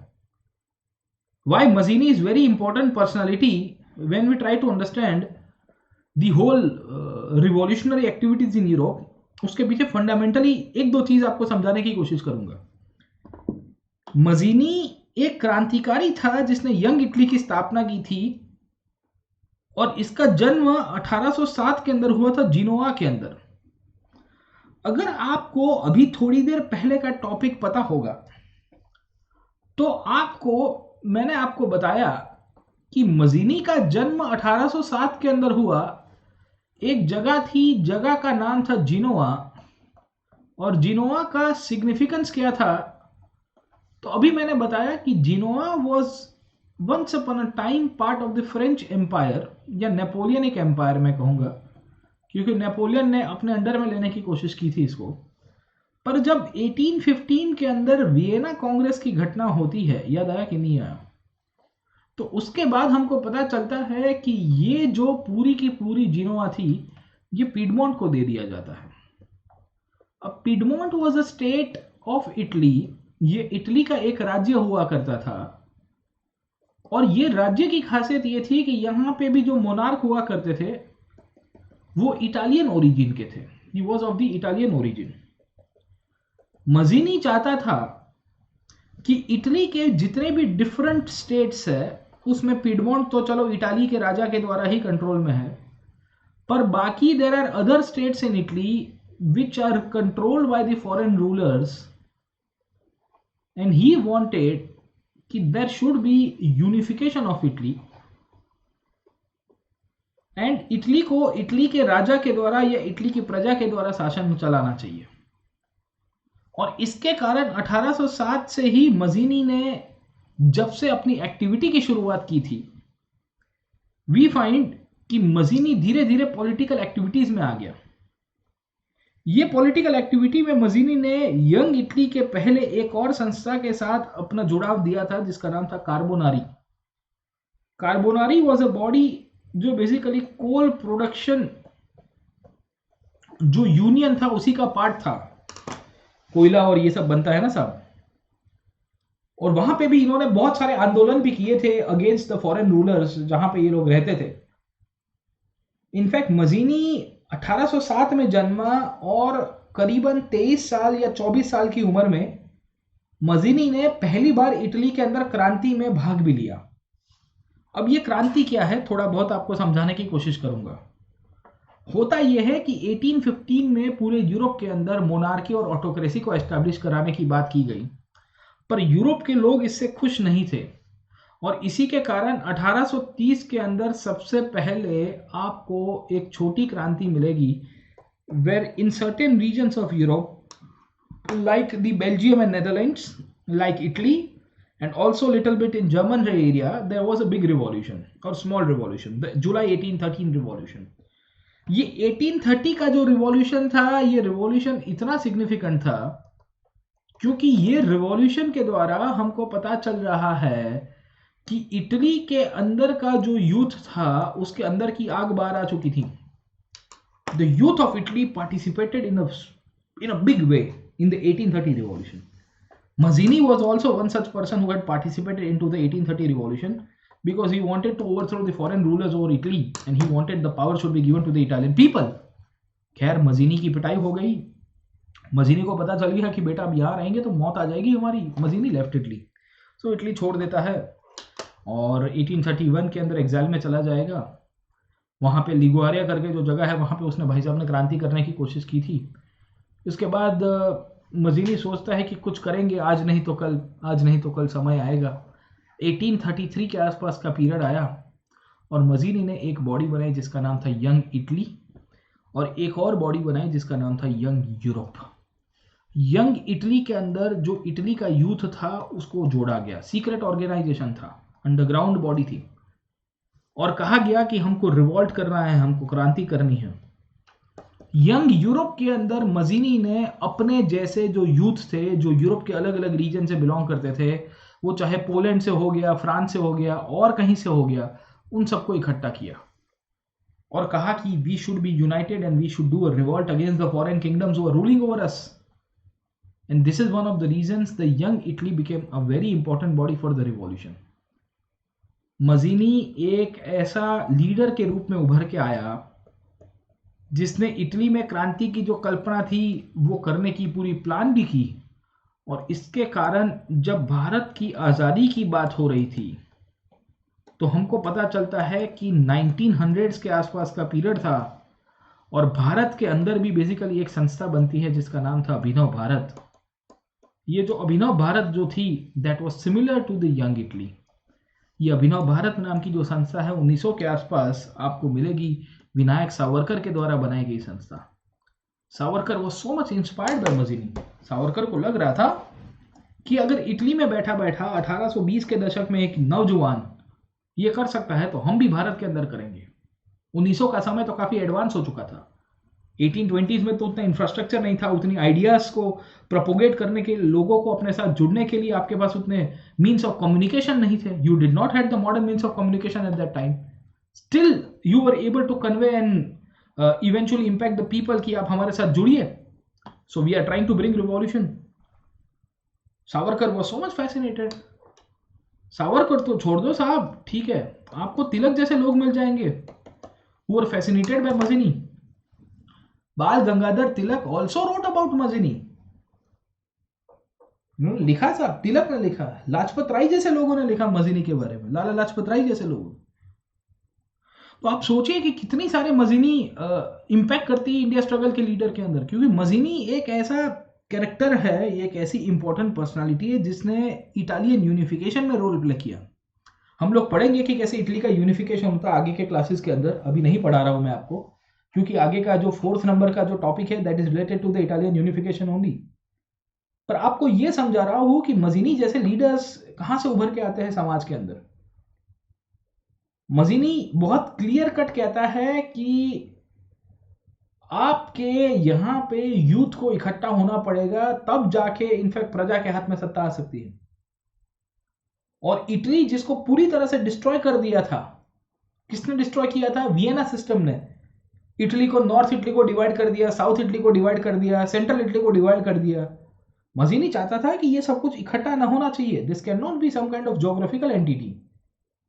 सो this is one of the reasons we find कि मजीनी बहुत क्लियर कट कहता है and he believed that God had intended nations to be the natural units of mankind. वो कहता है कि राष्ट्र बन रहे हैं वो भगवान के कारण बन रहे हैं। मजीनी मानता है ये चीज के अंदर कि नेशन बिल्डिंग इज इंपॉर्टेंट, और प्राकृतिक रूप से इंसानों को जोड़ने के लिए नेशंस बनते हैं। A group of people coming together and forming a country is a very good thing because it is bestowed by God. वो ये मानता है, उसके पीछे रिलीजियस सैंक्शन लेके आता है। जैसे राजा को पूछता था पब्लिक पहले के जमाने के अंदर, तुमको राजा किसने बनाया बे? तो राजा कहता था कि हमको भगवान ने बनाया, the God has made us the king. तो उसी तौर के ऊपर मजीनी क्या कहता है कि God has intended nations to be the natural units of mankind. लोग छोटे छोटे विस्तार में एक कंट्री बना के रहेंगे, ये भगवान चाहते हैं, और इसके लिए मैं क्रांति करूंगा। और क्रांति क्यों करूंगा? क्योंकि मेरा जो प्रदेश है इटली, जिसके अंदर छोटे मोटे किंगडम्स और राजा रूल कर रहे हैं, उसमें से भी ज्यादा फॉरेन ओरिजिन के हैं, उनको तो पहले भगाऊंगा मैं। उनको तो यहाँ पे पॉसिबल ही नहीं है कि वो हमारे पब्लिक के ऊपर शासन कर पाए, और हम लोग इस तरह से मम बैठ जाए, वी आर जस्ट कीपिंग मम, हमारी बोलती बंद करा दी है शासकों ने, ऐसा थोड़ी चलेगा साहब, ठीक है। मजीनी मानता है कि हमारा जो कंट्री है उसको एक सिंगल यूनिफाइड रिपब्लिक के अंदर बनाना पड़ेगा, और हमारा कंट्री एक नहीं बनेगा, we need to have wider alliance of nations, उसमें भी मानता है। इसके लिए मजीनी ने यंग इटली तो बनाया, मजीनी यंग यूरोप भी बना रहा है। मजीनी वॉज नॉट अ पर्सनालिटी जो संकोचित मन से था, नैरो आइडिया रखता था। वो कहता है कि मेरा देश के अंदर यूथ जो है इकट्ठे होकर क्रांति करेगा और हमारा कंट्री का फॉर्मेशन करेगा, बट आई वांट इटली के जैसा फ्रांस भी बने, आई वांट इटली के जैसा नेदरलैंड्स भी बने, आई वांट इटली के जैसा बेल्जियम भी बने, जर्मनी भी बने, पोलैंड भी बने। I am not supporting only Italy to be a nation, I am supporting that there should be multiple nations, इनके बीच में अलायंस होना चाहिए। Because nation buildings will give the power to we the people. जब जब country का निर्माण होगा तब तब लोगों के हाथ में सत्ता आएगी, लोगों के हाथ में सत्ता आएगी तब जाके ही बाबू बात बनेगी। Then and only then the power will be ultimately, and जो भगवान ने सोचा था वो सही होगा। इटली के लोगों के अंदर प्रेस के ऊपर सेंसरशिप लगा दी थी ऑस्ट्रिया के शासकों ने। सेंट्रल इटली के ऊपर पोप की सत्ता थी, रिलीजन। आज जो हम लोग वेटिकन जिसे हम लोग कहते हैं, आज का तो वेटिकन जो है वो एक स्क्वायर किलोमीटर का एक छोटा सा एरिया रह गया, 1 या 2 3 4 5 स्क्वायर किलोमीटर का, ठीक है, उससे ज्यादा विस्तार नहीं है रोम के अंदर, और एक सोवरेन कंट्री भी है वेटिकन। पहले रोम सिटी और उसके आजू बाजू के और भी एरियाज अगर आप देखोगे, there was control by the pope, मतलब जो रिलीजियस अथॉरिटी है क्रिश्चियनिटी के अंदर। तो आप समझने की कोशिश करोगे तो मजीनी कहता है कि no religious authority, no kings and particularly the foreign kings, if you want the freedom for the Italians, the unification of Italy is the most important thing.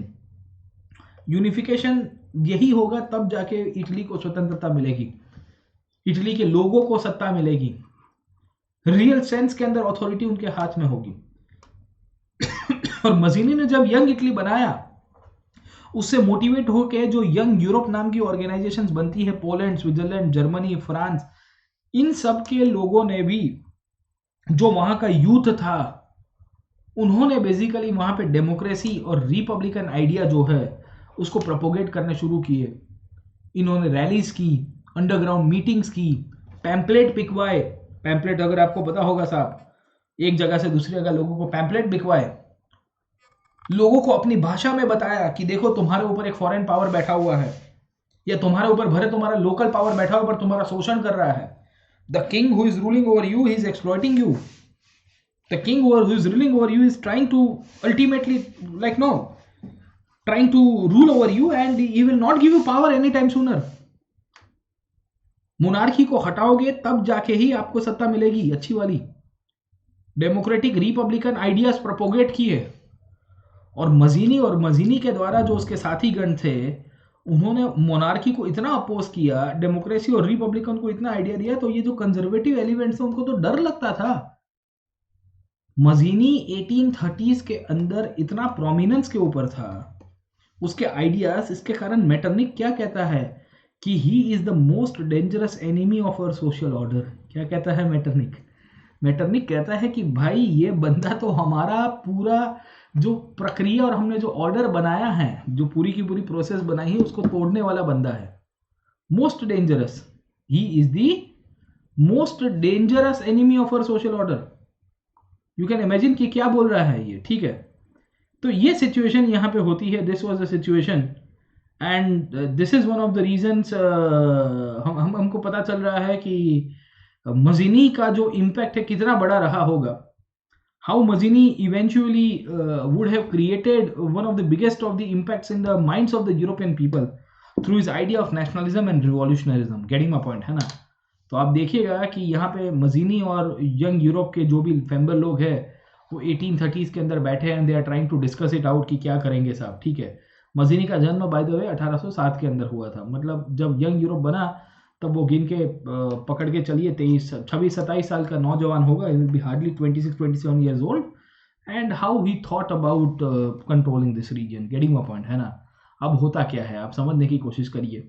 हमने अभी तक जो चीज़ों को पढ़ा है, वो चीज़ों के द्वारा मैंने आपको बताने की कोशिश की कि जब 1789 में फ्रांस की क्रांति हुई, और फ्रांस की क्रांति ने मोनार्की को पूरी तरह से टॉपल करा दिया। मोनार्की को टॉपल कराने के बाद फ्रांस के अंदर नेशनलिज्म की शुरुआत होती है।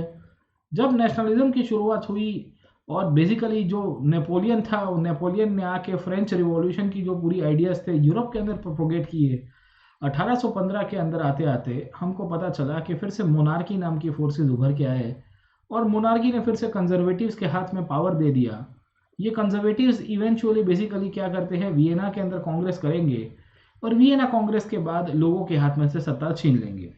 जब ये घटना हुई यूरोप के अंदर, इस दौरान जो अंडरग्राउंड सोसाइटीज थी, ये अंडरग्राउंड सोसाइटीज बहुत सारी सक्रिय हो चुकी थी, और ये अंडरग्राउंड सोसाइटीज के अंदर जो यूथ रिवॉल्यूशनरीज थे, इन्होंने प्लान कर दिया था कि हम कैसे भी करके हमारे देश में अंदर जो ऑटोक्रेटिक फोर्सेस 1815 के बाद उभर के आई है उसको उथला देंगे।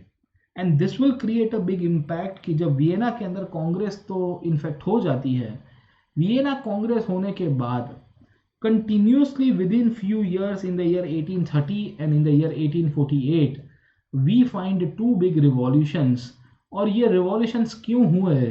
क्योंकि revolutions होने का कारण एक ही था कि आप जब इनफैक्ट एक पॉलिटिकल सिस्टम बना रहे हो जो ऑटोक्रेसी को सपोर्ट कर रही है, पर पब्लिक ऑलरेडी एनलाइटन हो चुकी है, पब्लिक के अंदर ऑलरेडी अब है ना वो अवेयरनेस आ चुकी है कि दे will not allow this kind of autocratic rule over them. उसमें भी अगर आप देखोगे तो आपके यहाँ पे यूथ रिवॉल्यूशनरीज ने अंडरग्राउंड सोसाइटीज बनाई हुई है, तो आज नहीं तो कल रिएक्शन तो आएगा। ये जो रिएक्शन है, ये रिएक्शन 1830 और 1848 के रिवॉल्यूशंस के रूप में हम लोग पहचानते हैं। ये 1830 और 1848 का रिवॉल्यूशन इटली के अंदर बहुत बड़ी इंपैक्ट डालेगा। यही रिवॉल्यूशन अगर आप देखोगे तो फ्रांस के अंदर भी बहुत बड़ी इंपैक्ट डालेगा। यही रिवॉल्यूशन आपको नेदरलैंड्स के अंदर भी मिलेगा। नेदरलैंड्स का पार्ट के अंदर जो हॉलैंड को बना दिया गया था, या मैं कहूँगा कि बेल्जियम को बना दिया गया था, ये बेल्जियम उस दौरान 1830 के रिवॉल्यूशन में इंडिपेंडेंट भी हो जाएगा साहब, ठीक है ना। So in the year 1830 we find the revolution will take place in Holland, क्योंकि वहाँ के जो बेल्जियम के निवासी थे वो उनको पसंद नहीं आ रहा था कि नेदरलैंड्स उनके ऊपर शासन कर रहा है। And this will eventually create an impact where the Belgium people will be saying कि भाई हमको तुम्हारे ऊपर राज नहीं करना है। Getting my point? तो ऐसे तीन बड़े बड़े या दो बड़े बड़े रिवॉल्यूशंस मिलेंगे 1830 और 1848 के रिवॉल्यूशन के अंदर। तो आपको होपफुली इतना पॉइंट समझ में आ गया होगा कि क्या क्या घटनाएं हो रही है, what kind of events are going on, ठीक है। तो आपको थोड़ा बहुत फिर से ये फ्लो चार्ट से समझाने की कोशिश करूंगा। 1789 के अंदर सबसे पहली इवेंट होती है साहब जो फ्रेंच रिवॉल्यूशन कहते हैं, जहां मोनार्की को एस्टेब्लिश किया गया था और मोनार्की को उछला दिया गया। नेशनलिज्म चलता है 1815 तक, आपको नेपोलियन का दबदबा दिखेगा। पूरे यूरोप को यूनिफाई किया नेपोलियन ने और बहुत बड़ा इनफैक्ट एम्पायर बिल्डिंग किया और लोगों को एक करने की कोशिश की। 1815 में फिर से मोनार्की और कंजर्वेटिव पावर के ऊपर आए, जिन्होंने वियना कांग्रेस बनाई। वियना कांग्रेस के द्वारा ऑटोक्रेटिक फोर्सेस पावर के ऊपर आए। यूरोप के लोगों को पसंद नहीं आया, उन्होंने अंडरग्राउंड सोसाइटीज बनाई, यूथ रिवॉल्यूशनरीज ने भाग लेने की शुरुआत की, और जब समय मिला तो 1830 के अंदर इन्होंने क्रांति की और दूसरी बार 1848 के अंदर क्रांति की। 1848 की क्रांति हमारे लिए इंपॉर्टेंट ये है क्योंकि इसके बाद हमारे लिए एंड ऑफ वियना ऑर्डर होने की शुरुआत होगी। एंड ऑफ वियना ऑर्डर का मतलब क्या है कि वियना कांग्रेस ने जिस प्रकार की जो शासन पद्धति बनाई थी वो 1848 से टूटने की शुरुआत होती है और 1871 तक आते आते फाइनली क्या होता है, कंक्लूड या डिक्लाइन में चली जाएगी। समझे आप लोग, ठीक है ना। तो वी फाइंड कि 1848 से 1871 का जो पीरियड है उसको अभी नहीं पढ़ा रहा हूँ, आई am not teaching you at this time, but उसको जब नेक्स्ट क्लास के अंदर आऊंगा तो उसके ऊपर डिस्कस करूंगा। पर आपको एक पॉइंट क्लियर कट हो जाना चाहिए कि क्या हुआ था, कैसे हुआ था, और मेनली 1830 और 1848 की क्रांति क्यों हुई। तो 1830 और 1848 की क्रांति को आपको इंडिविजुअल नहीं देखना है। You are not suppose to see in isolation, you are not suppose to see in isolation. 1830 और 1848 की जो रिवॉल्यूशन है, it is part of the I would say the process that continued after the French Revolution। France की क्रांति के बाद जो जो घटनाएं हो रही है उसी का ही पार्ट है, वो अलग से नहीं हो रही है, ठीक है ना। तो आगे चलते हैं, समझने की कोशिश करते हैं कि 1830 की क्रांति क्यों हुई, और पहले जुलाई 1830 की क्रांति का सिग्निफिकेंस देखेंगे, और उसके बाद हम लोग समझने की कोशिश करेंगे फरवरी 1848 के अंदर दूसरी क्रांति क्यों होती है। गेटिंग माय पॉइंट है ना। तो उन दोनों के पीछे का आपको कारण समझने की कोशिश करते हैं। गेटिंग माय पॉइंट है ना। 1830 का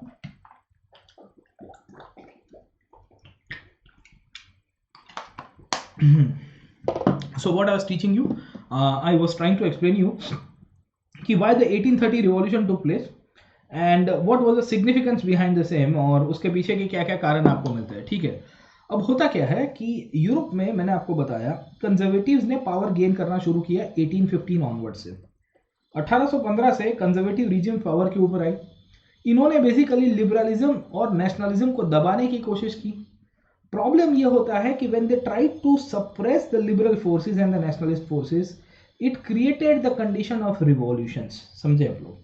it created the condition of revolution. क्रांति क्यों होती है? क्योंकि आप जब किसी को दबाते हो, बहुत दबाते हो, तो स्प्रिंग होती है ना, स्प्रिंग थियरी समझ में आता है कि नहीं आता आपको? कोई भी स्प्रिंग होती है, उसको आप दबाओगे, फिर छोड़ोगे तो क्या होगा? स्प्रिंग उछलेगी। ये स्प्रिंग कभी कभी आपके हाथ से छटक जाएगी। When you create so much of pressure तो इट विल ब्रेक डाउन साहब।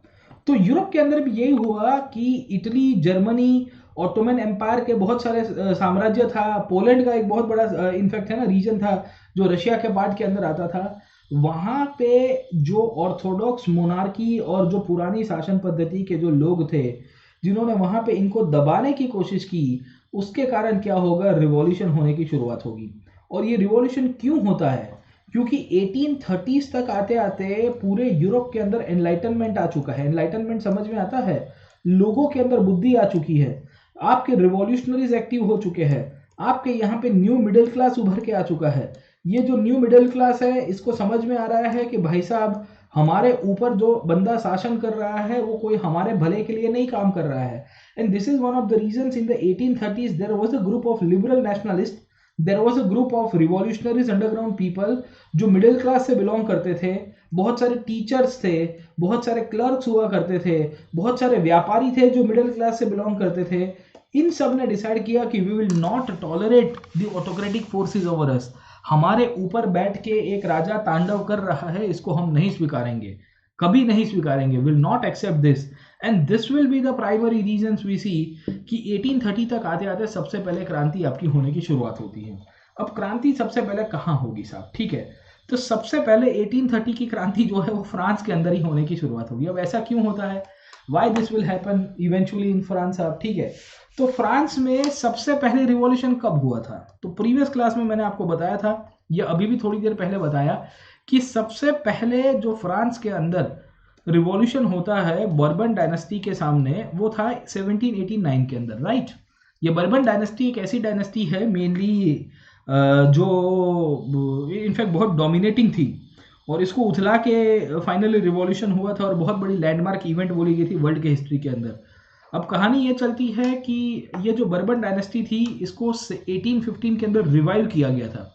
रिवाइव करने का मतलब ये है कि इसकी फैमिली से एक और इंसान जो था उसको राजा बना के, मोनार्क बना के उसको पावर के ऊपर बिठाया गया था। गेटिंग अ पॉइंट है ना? तो we find the Bourbon kings who had been restored to power during the conservative reaction after 1815 were overthrown by liberal revolutionaries. Europe के अंदर, फ्रांस के अंदर कुछ क्रांतिकारी इकट्ठे हुए और उन्होंने डिसाइड किया कि we will not accept the Bourbon dynasty. देखो, विद्रोह तो होता है, विद्रोह तो हुआ, लिबरल लोग थे, रिवॉल्यूशनरी थे, इन्होंने विद्रोह तो किया। अब विद्रोह करने के बाद पब्लिक के हाथ में सत्ता नहीं आई, इन्होंने एक और इंसान को राजा बनाया जिसका नाम था लुई फिलिप, और इसको कहा गया कि तुम हमारे कॉन्स्टिट्यूशनल मोनार्क हो। 1830 के अंदर सबसे पहले जुलाई के अंदर जब विद्रोह हुआ तो एक मोनार्क को हटाया गया और उसकी जगह दूसरा मोनार्क आया। समझे कि नहीं समझे?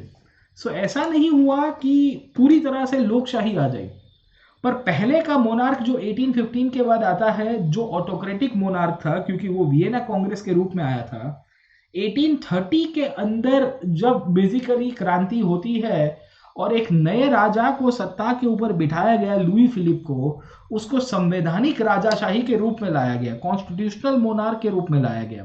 अब what do you mean by the word constitutional monarch my friend? हाँ, संवैधानिक राजाशाही का मतलब क्या होता है? तो फ्रांस की पब्लिक ने 1830 के अंदर अपना नया आईन लिखा। ये जो क्रांतिकारी लोग थे, रिवॉल्यूशनरी लोग थे, इन्होंने अपना नया आईन लिखा, नया अपना संविधान लिखा। और नया आईन और संविधान लिखने के बाद, नया संविधान लिखने के बाद इन्होंने कहा कि अब राजा तो है पर पुराने राजा जितना पावरफुल नहीं है। कॉन्स्टिट्यूशनल मोनार्की का फायदा ये होता है कि अब राजाशाही पुराने जितने, जो ऑटोक्रेटिक राजाशाही जितनी है उतनी पावरफुल नहीं रहेगी। Now the monarchy will be quite, I would say weak, और आई वुड से नेमसेक के लिए इन्होंने करने की कोशिश की। Getting my point?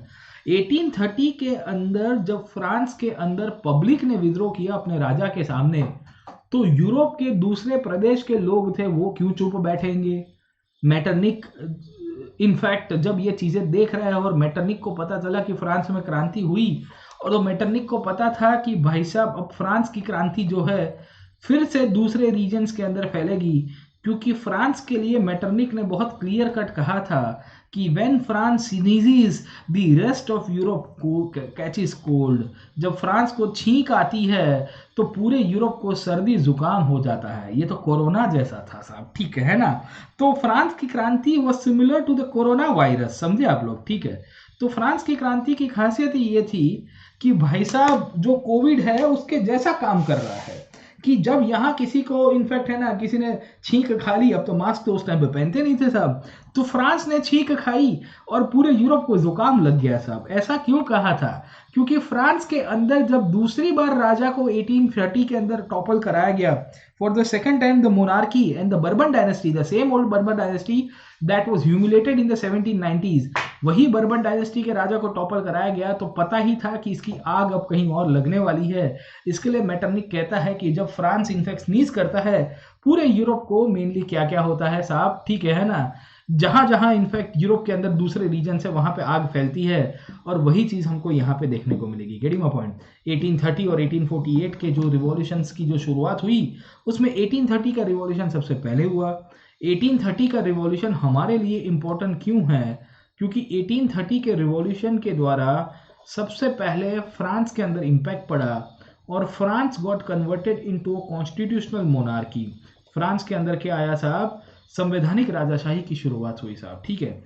दूसरी इम्पैक्ट हमको पता चलता है, वो है नेदरलैंड्स की इम्पैक्ट, और हमको पता चलता है कि नेदरलैंड्स के अंदर से जो बेल्जियम है वो बेल्जियम अपने आप को इंडिपेंडेंट कर देगा 1830 के अंदर ही साहब, ठीक है। So the July revolutions marked an uprising in Brussels which led Belgium breaking away from the United Kingdom of Netherlands. तो राजाशाही नेदरलैंड्स के अंदर भी थी। ब्रसेल्स जहां पे बेसिकली बेल्जियम का मेन पावर सेंटर है उसने अपने आप को इंडिपेंडेंट कर दिया। तो वी फाइंड कि सेकेंड इम्पैक्ट हमको यहाँ पे मिलती रहती है। इसी तौर के ऊपर हमको पता चलता है कि जब ये घटनाएं हो रही थी, ये घटना ऑटोमन एम्पायर के ऊपर भी क्रिएट करेगी, और Ottoman empire which was very powerful empire, वहाँ पे ग्रीक नेशनलिज्म उभर के आया। और ये जो ग्रीक नेशनलिज्म जो था, मैंने आपको ऑलरेडी बता दिया था, 1820s के अंदर से ही चल रहा था। And this is one of the reasons कि जब इतनी सारी फीलिंग्स नेशनलिज्म की उभर के आ रही है तो यूरोप के अंदर ग्रीक वॉर ऑफ इंडिपेंडेंस भी शुरू होता है। ग्रीक वॉर ऑफ इंडिपेंडेंस का मतलब क्या है कि Greece once upon a time was part of Turkey, Greece once upon a time was part of the Ottoman empire. Now the Greek people are claiming कि no, we will also proclaim independence, हम भी हमारे आपको independent कर देंगे। Getting my point. तो अगर आप देख रहे हो तो ये ऑटोमन एम्पायर है।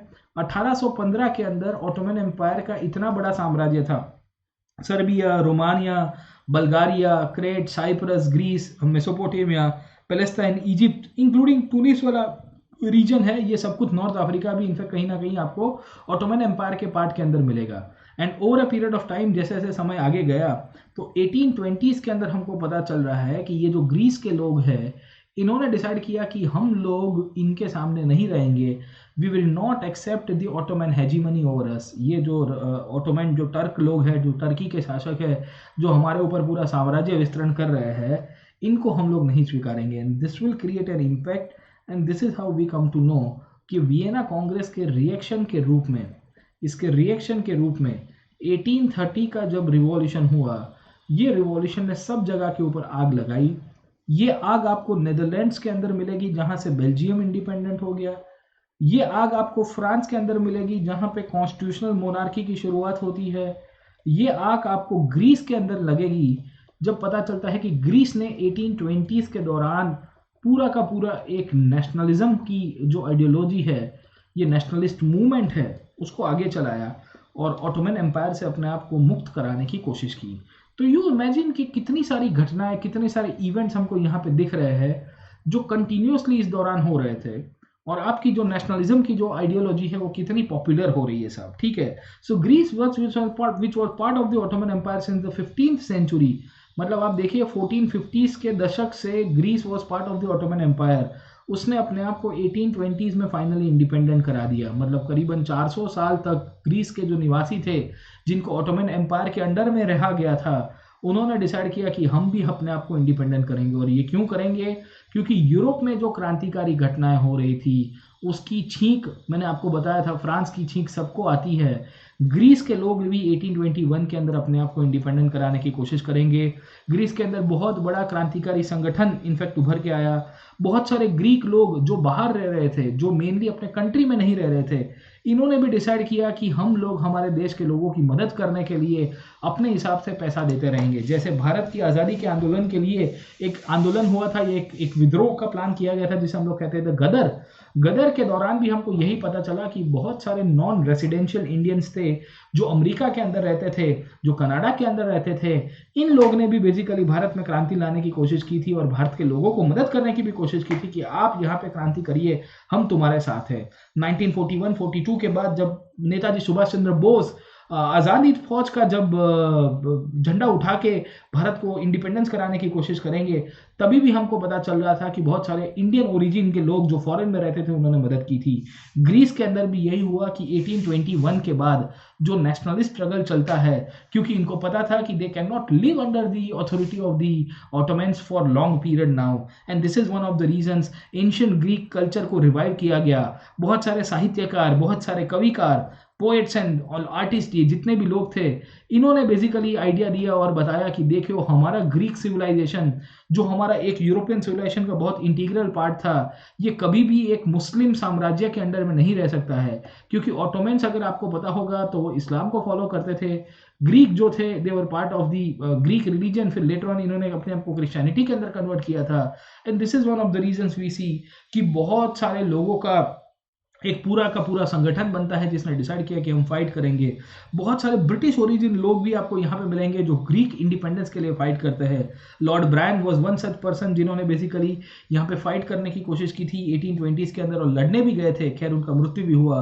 बट हमको पता चलता है कि 1821 से लेके 1832 तक फाइनली यहाँ ग्रीस के लोगों को अपने आप को इंडिपेंडेंस मिलती है, जब कॉन्स्टेंटिनोपल की ट्रीटी के द्वारा हमको पता चला कि ऑटोमन एम्पायर ने मान लिया कि भाई अब ग्रीस भी हमारे हाथ में नहीं है।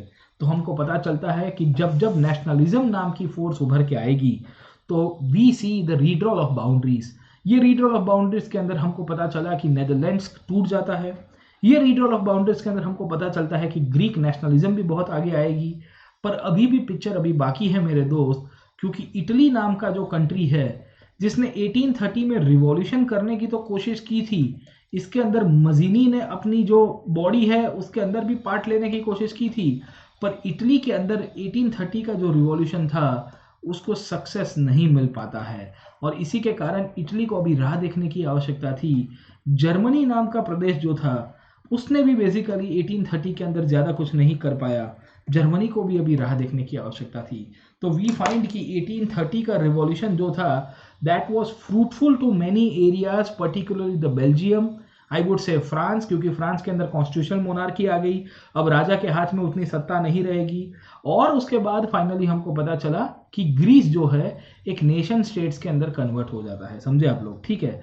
तो ये पॉइंट्स के द्वारा हम लोग ये कह सकते हैं कि किस प्रकार से अलग अलग जो इवेंट्स हो रहे हैं यूरोप के अंदर 1830 ऑनवर्ड से, उसने बेसिकली एक नए नए कंट्रीज का फॉर्मेशन किया। पर ये कंट्री के फॉर्मेशन के अंदर आपके सिलेबस का सबसे मोस्ट इंपॉर्टेंट टॉपिक जो है वो है Italian unification and German unification. आपके सिलेबस का बहुत ही इंपॉर्टेंट टॉपिक है वर्ल्ड हिस्ट्री का, रीजन ऑफ बाउंड्री के अंदर, कि कैसे इटली का यूनिफिकेशन हुआ, कैसे जर्मन यूनिफिकेशन हुआ, उसको भी हम लोग पढ़ेंगे। पर उसके लिए हमको अभी एक और क्लास राह देखनी पड़ेगी। In the next session most probably we will be able to complete the Italian and the German unification, कि कैसे इनफैक्ट आपके नए नए एम्पायर्स जो है वो बनने की शुरुआत होगी, किस तरह से इनफैक्ट इटालियन यूनिफिकेशन होता है, किस तरह से आपके यहाँ पे नए साम्राज्य बनेंगे। ठीक है। तो आज हमारा जो सेशन है उसके अंदर हमने नेशनलिज्म कैसे उभर के आया यूरोप के अंदर उसको देखा, और समझने की कोशिश की कि किस तरह से रीड्रॉल ऑफ बाउंड्रीज होने की शुरुआत होती है। और नेपोलियन के बाद नेशनलिज्म को तोड़ने की कोशिश तो की गई, पर वो नेशनलिज्म को पूरी तरह से तोड़ नहीं पाए, क्योंकि क्रांति का समय हो चुका था। 1830 की क्रांति तो बहुत लैंडमार्क है, और 1830 की क्रांति कैसे शुरू हुई उसको भी हमने आपको समझाया। ठीक है। तो आज का सेशन दोस्तों हम लोग यहाँ तक ही रखते हैं। वी हैव कवर्ड ऑलमोस्ट 1-1.5 घंटे के ऊपर हमने कराया हुआ है, और आपको ये समझाने की कोशिश की है कि किस तरह से क्रांति अलग अलग रीजन्स में होती है। ठीक है। तो आज का सेशन यहाँ पे कंक्लूड करेंगे। मैं आपको फिर से वेलकम करूंगा कि आप हमारे क्लासेस के अंदर आइए, you can join us on the Unacademy plus courses. ये प्लस कोर्स का फायदा यही होगा कि यहाँ पे आपको बेसिकली मेरे द्वारा लाइव क्लासेस दिखेंगे, डाउट सॉल्विंग सेशन हो पाएगा, सबसे बेस्ट क्लास है, आप क्विज के अंदर पार्टिसिपेट कर सकते हो, इंक्लूडिंग आपको अगर अनअकैडमी के ऊपर समझना है कि कैसे पढ़ाया जाता है तो you can please watch my special classes. ये आपको मेरी प्रोफाइल के अंदर ही दिख जाएंगे आपको, और ये फ्री के अंदर होते हैं, ठीक है। इसके सिवाय अगर आप सब्सक्रिप्शन लेना चाहते हो तो you can take the subscription of Unacademy plus. 1 साल 2 साल 3 साल का सब्सक्रिप्शन लीजिए। डिस्काउंट कोड मत भूलिएगा साहब, ठीक है। 10% डिस्काउंट कोड मिलेगा आपको, नीचे ही विंडो के अंदर PN लाइव आपको डाल देना है and then you are suppose to pay the fees, okay. तो ये PN लाइव हमेशा भूलना मत, अपने दोस्तों को भी कहिएगा एंड आपको इसके कारण काफ़ी फायदा भी होगा। आज हम लोग जो सेशन है यहाँ पे ही कंक्लूड करेंगे, will be concluding the session today and उसके बाद मैं आपको नेक्स्ट सेशन के अंदर मिलूंगा।